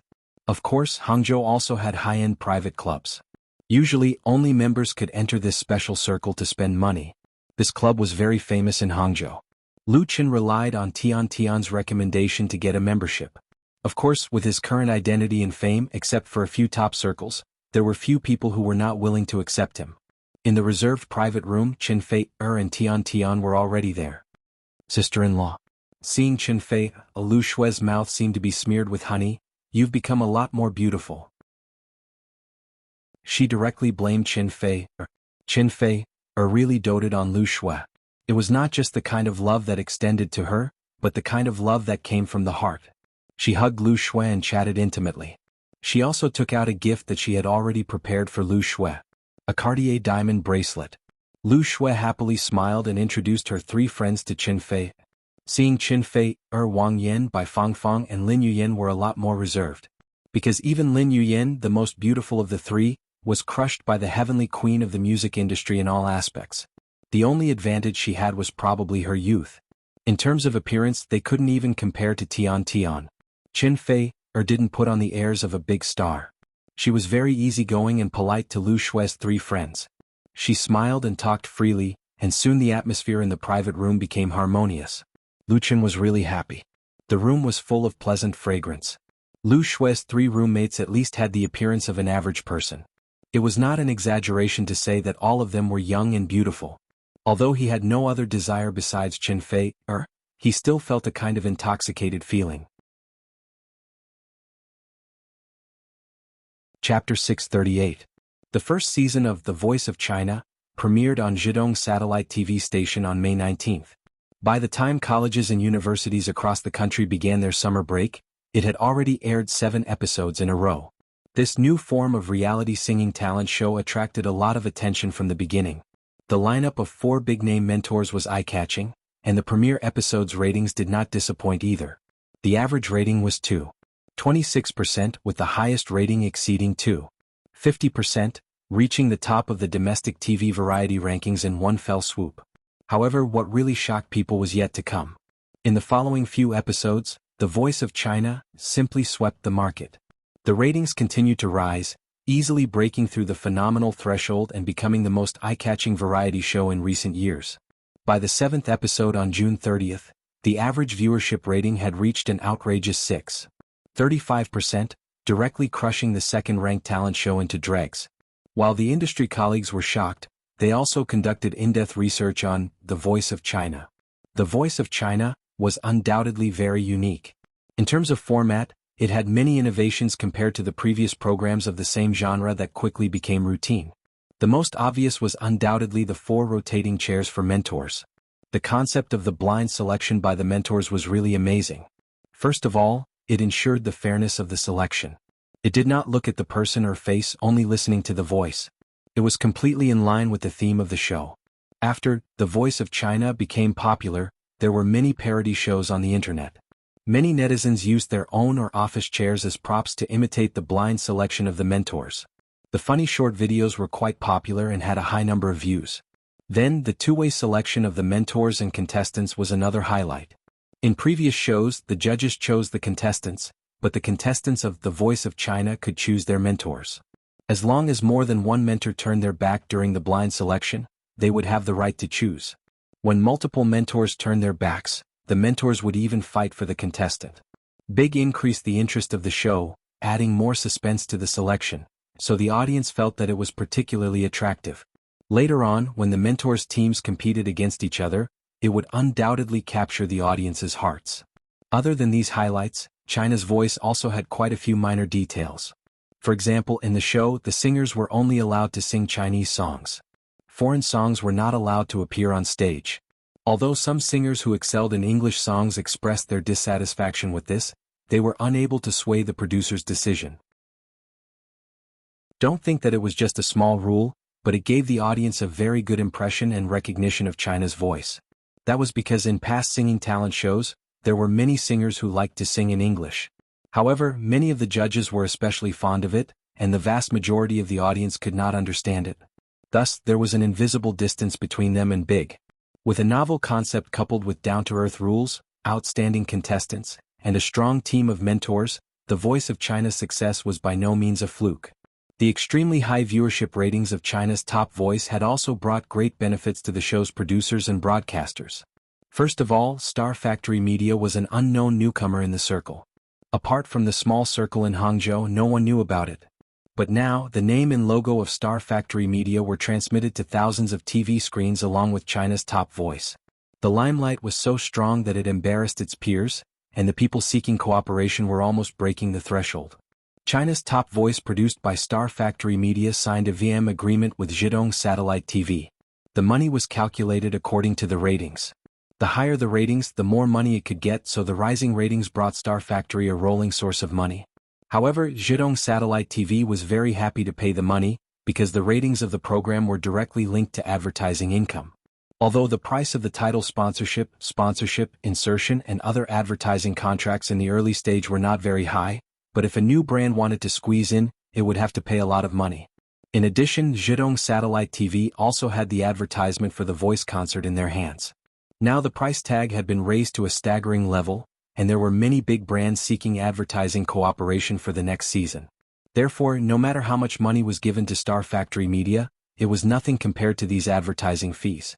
In such a good situation, Zhidong Satellite TV is planning to hold an open tender for the advertising of the second season of China's Top Voice next year, according to the model of CCTV. Zhidong Satellite TV will definitely make a lot of money, but making money is one thing. On the other hand, Zhidong Satellite TV has made a great turnaround in variety shows, and has greatly expanded its own influence. China's Top Voice is so popular that Shonen TV's Super Singer and Beijing Television's Singing China, which were originally scheduled to start in June, have been delayed, and the auditions are expected to start at the end of July. Although the explanation given by the two satellite TV stations is organizational reasons, everyone knows that this is just an excuse.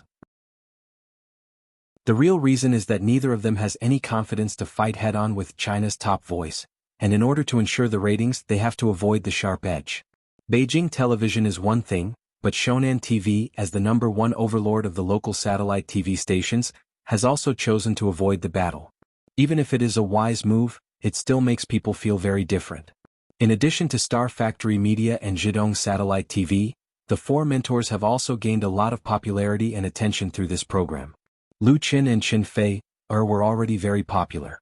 Shi Feng and Liao Jia have truly returned to the public's attention, and on the basis of their original deep foundation, they have reached a new height. As for the students, the singers who performed the best in the first 7 episodes have become popular. Their personal cheba has been quickly established, the number of followers has skyrocketed, and they have their own market value. The most typical example is An Xin, the originally unknown bar singer, who was offered a price of more than 100,000 yuan for a performance. Although it was only a temporary offer, it was enough to prove her popularity. This is the cluster effect brought about by a phenomenal program. Everyone is a winner, and the brand effect formed by China's Top Voice, in a short period of time, will only bring more and more benefits. This well-known brand belongs to Star Factory Media, and Lu Qin and Qin Fei jointly hold a large amount of shares in Star Factory Media. Compared to Lu Chen's previous investment in Happy Entertainment, the return is not inferior at all. This undoubtedly once again put a new halo on Lu Chen. On July 2nd, Lu Chen drove from Hangzhou to his hometown in Binhai with Chen Fei and Lu Shui, who had just finished her summer vacation, plus a special guest. Chapter 639.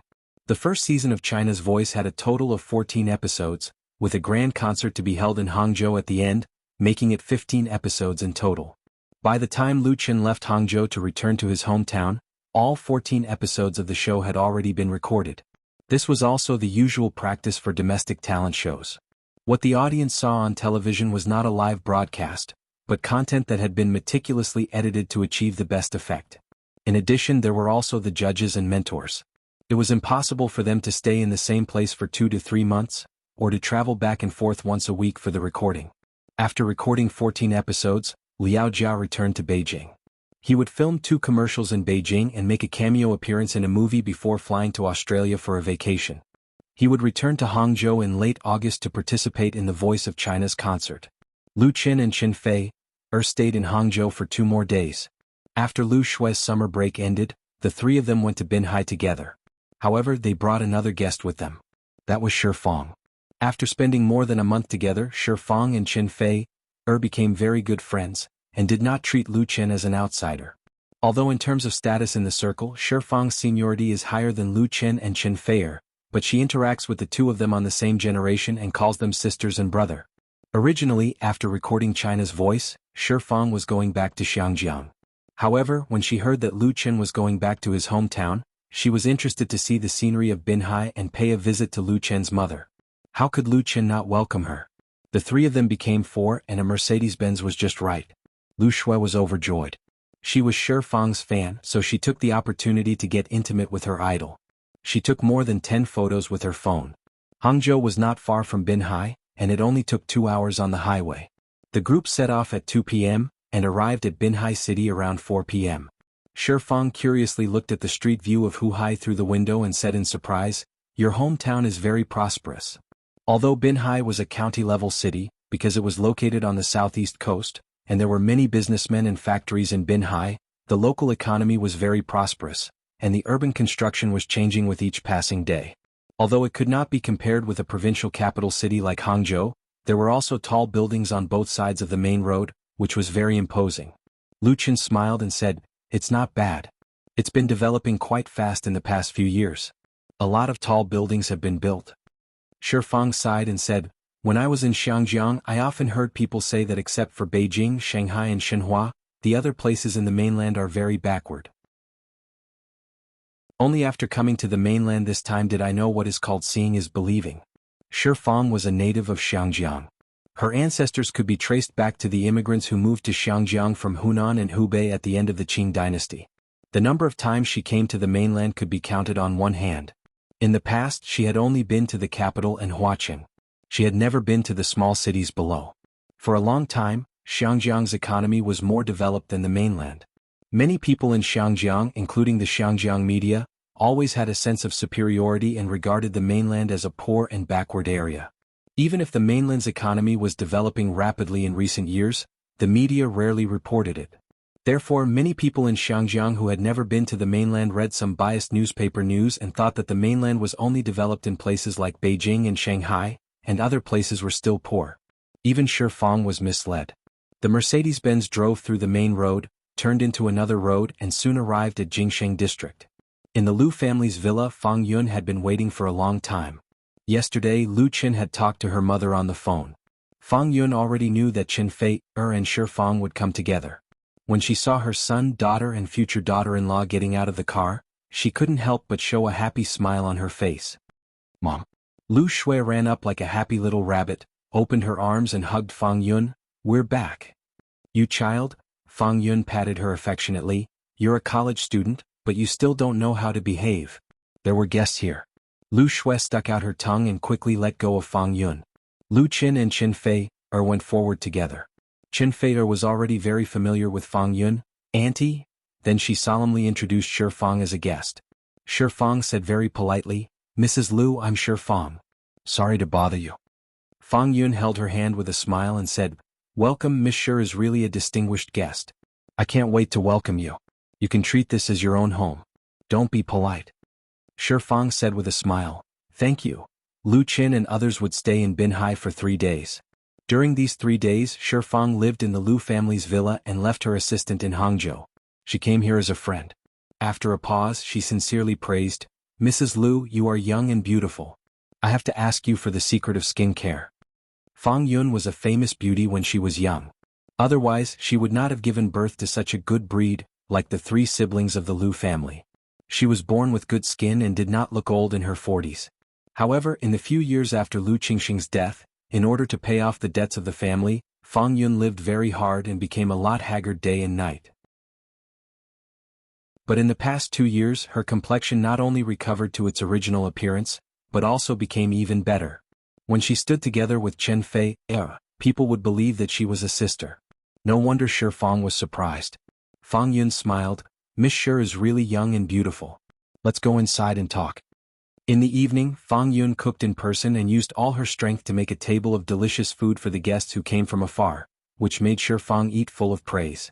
People like her, who usually paid great attention to diet, ate until they were 80 or 90% full.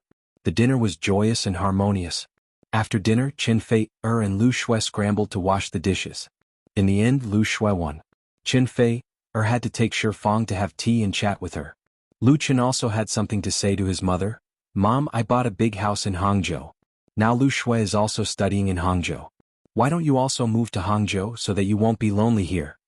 Fang Yun shook her head with a smile and said, "I haven't retired yet. Why should I go to Hangzhou? Besides, although you are not here, I am not lonely. I have no relatives or friends in Hangzhou. Don't worry about me. I'm very good now. If you really care about your mother, then marry Fei, as soon as possible and have a child for me to take care of so that I won't be lonely." What his mother said was so reasonable that Lu Chen was speechless. In fact, no matter how successful he was outside and how much money he made, the most nostalgic thing in his heart was still the days when his family was together and lived happily together. Chapter 640. Originally, Lu Chen planned to stay in Binhai for 3 days and take Shi Fang to enjoy the local scenery of Binhai. Although Binhai was only a small county-level city, due to its proximity to the sea and mountains, the scenery was quite good.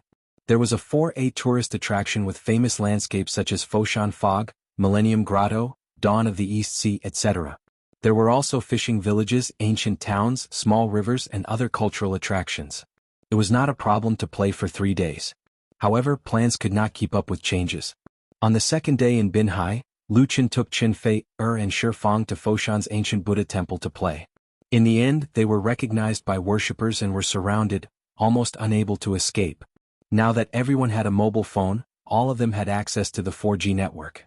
The photos taken on the spot could be instantly sent to the network, so everyone soon knew that 3 big stars had come to Binhai City. Since the broadcast of Autumn in My Heart, the year before last, Lu Chen had become a well-known star in Binhai City. Many citizens could not say the mayor's name, but they all knew that Lu Chen was a true Binhai citizen. Although Binhai City's history could be traced back to the Song and Yuan dynasties, there were not many local cultural celebrities. A star like Lu Chen was definitely the first, so it was natural that he received a lot of attention. Even in the government, Lu Chen has been recommended as a local cultural business card. Therefore, even if it was just Lu Chen being photographed at the ancient Buddha temple, it would definitely be enough to blow up the local Feixing's WeChat moments. Now with the addition of the 2 big stars, Chen Fei, and Shi Fang, the sensational effect was definitely not as simple as 1 + 1 + 1 is equal to 3. Especially now that China's Voice was extremely popular, the 4 mentors were in the limelight, and 3 of them appeared in Binhai at the same time. The impact was imaginable. Therefore the expected situation happened. The local media swarmed over, and the city's TV stations sent people over for interviews, so much so that the municipal government was alerted. As a result, the next day the mayor of Binhai City personally invited Lu Chen, Chen Fei, and Shi Fang to a banquet at the Binhai International Hotel, accompanied by many government officials and local celebrities in the art circle. Of course, the mayor was not just looking for an excuse to treat them to dinner or to meet the big stars.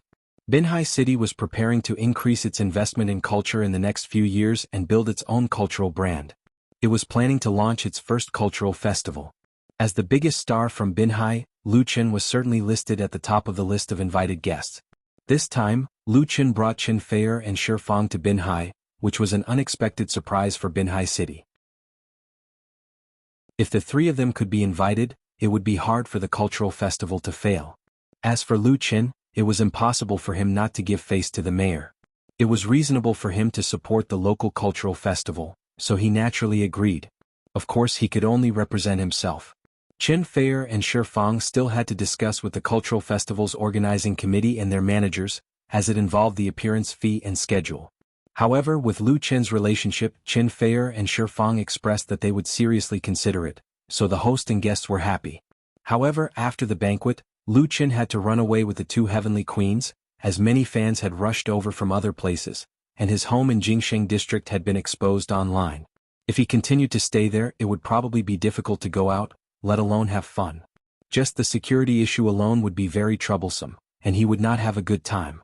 Qin Feier and Shi Fang understood that as a famous public figure, it was difficult to enjoy the life of an ordinary person. Therefore, on the afternoon of July 4th, the group returned to Hangzhou. Shi Fang met up with her assistant in Hangzhou and flew back to Xiangjiang that night, returning to the concert at the end of August. As for Lu Qin and Qin Feier, they flew back to Beijing on the 5th. Except for the last concert, the recording of the first season of China's Voice was completed. Lu Qin put the focus of his work on the upcoming filming of You from the Star. You from the Star was undoubtedly the first self-produced drama project after the official establishment of Chen Fei Media, and this new drama had attracted the attention of all walks of life from the beginning, which was also what fans and audiences had been looking forward to for a long time. The two TV series, Autumn in My Heart and Full House of Romance, had achieved great success, making the couple idol duo of Lu Qin and Qin Feier a diamond on the TV screen. No one doubted the success of You from the Star. Precisely because of this, there were simply too many people who wanted to participate in the shooting of the new drama and get a piece of the pie.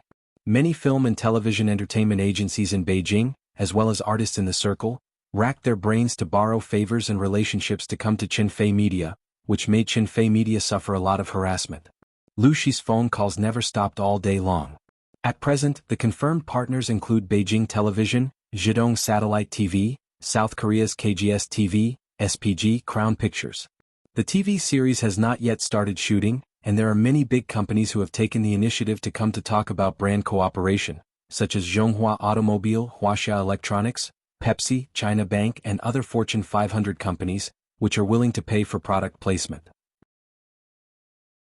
Even if Lu Qin requests to control product placement, the agreements or signed contracts that have been reached can bring hundreds of millions of income to Chen Fei Media, which is enough to offset the cost of shooting and production.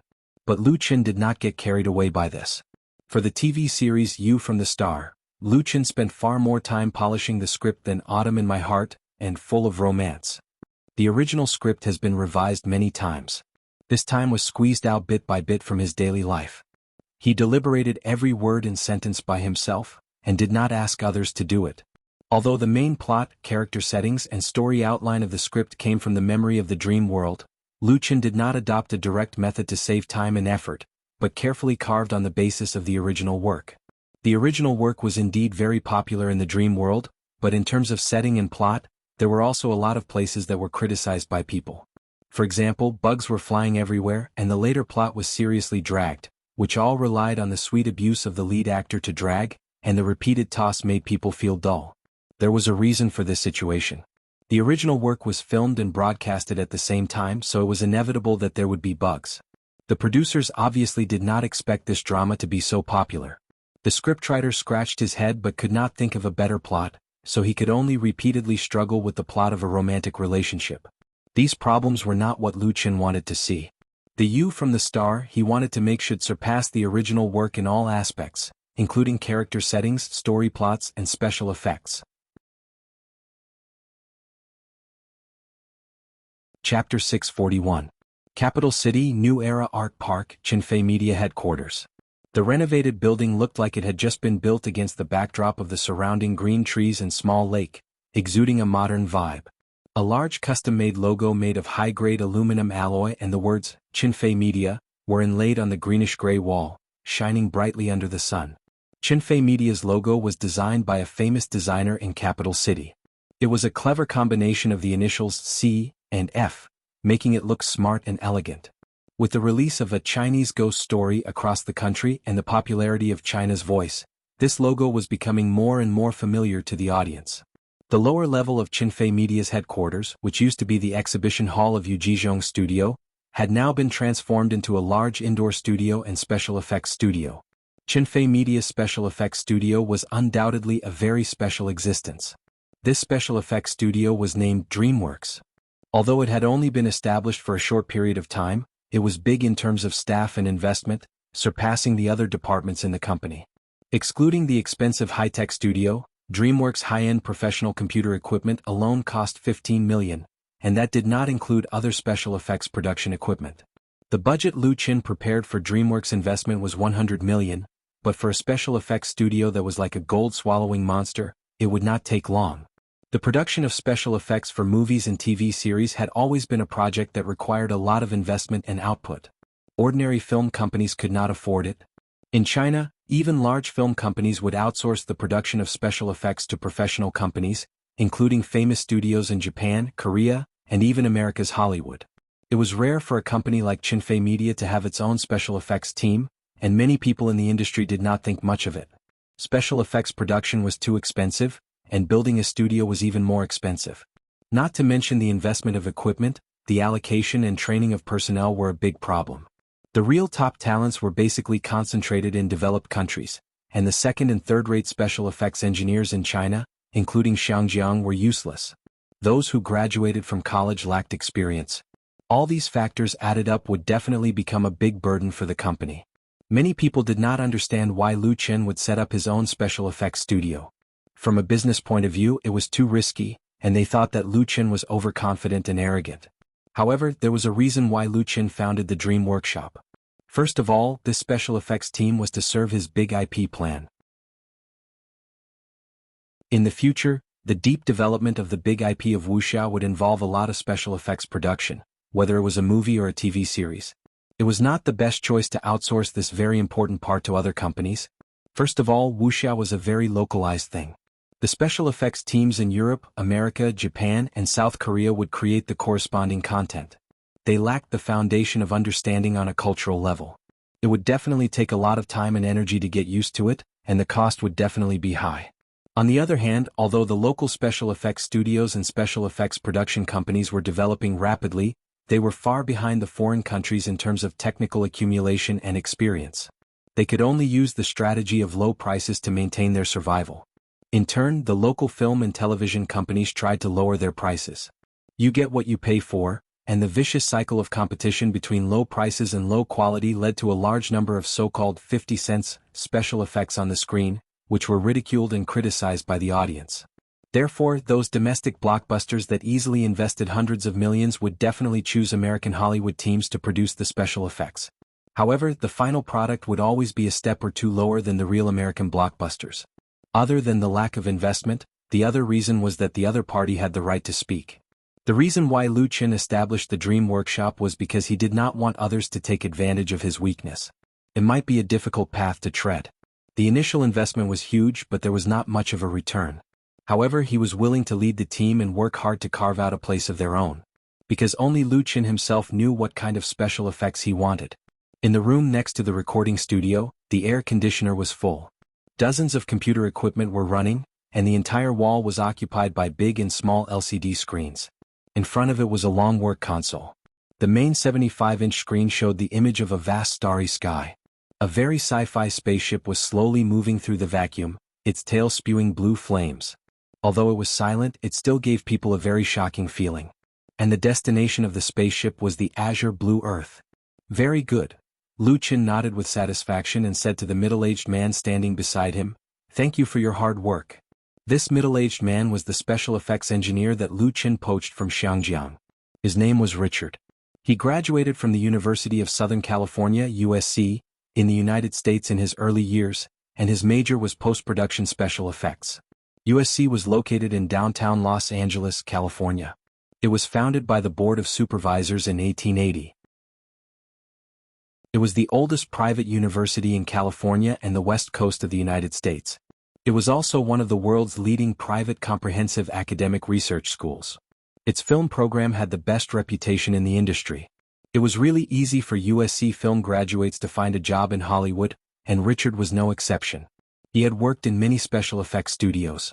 5 years ago, due to personal reasons, he returned to his hometown, Xiangjiang, and became the chief special effects engineer in a special effects company in Xiangjiang. Richard had also participated in the special effects production of many domestic and foreign blockbusters, and his experience could be said to be incomparably rich. The reason that Lu Qin was able to poach this powerful person, in addition to offering him the highest level of salary in the industry, was that he happened to have a serious disagreement with the company's senior management at that time. It was also thanks to Chen Wenxiang, the director of Xiangjiang Studio, who was well informed enough to contact Richard as soon as he found out the inside story, that they were able to poach him successfully. Richard's personality was more stubborn, and he had the temperament of an artist. He was willing to come to Beijing to manage the DreamWorks team, in addition to the various conditions promised by Chenfei Media, and also because he admired Lu Chen himself. The details are not good enough. In response to Lu Chen's praise, Richard shook his head with a serious expression and said, "There are also some problems with the rendering and color scheme. They still have too little experience, so there are more problems." Richard had strict requirements for the projects he handled. This habit was brought over from Hollywood, but it was not suitable in Xinjiang. This was because the higher the requirements, the higher the cost.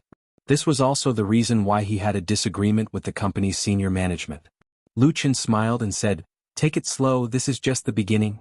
Lu Chen had enough patience and was willing to pay the price because he believed that it was definitely worth it. You're tuning in to the Han Li's Wuxia Chronicles YouTube channel. We're so grateful for your support, and don't forget to subscribe to join us on this incredible journey through captivating stories. Your generosity through donations truly makes a world of difference, as it's the primary source of revenue that allows me to expand and enhance this channel for you. Thank you from the bottom of my heart for being a part of this adventure.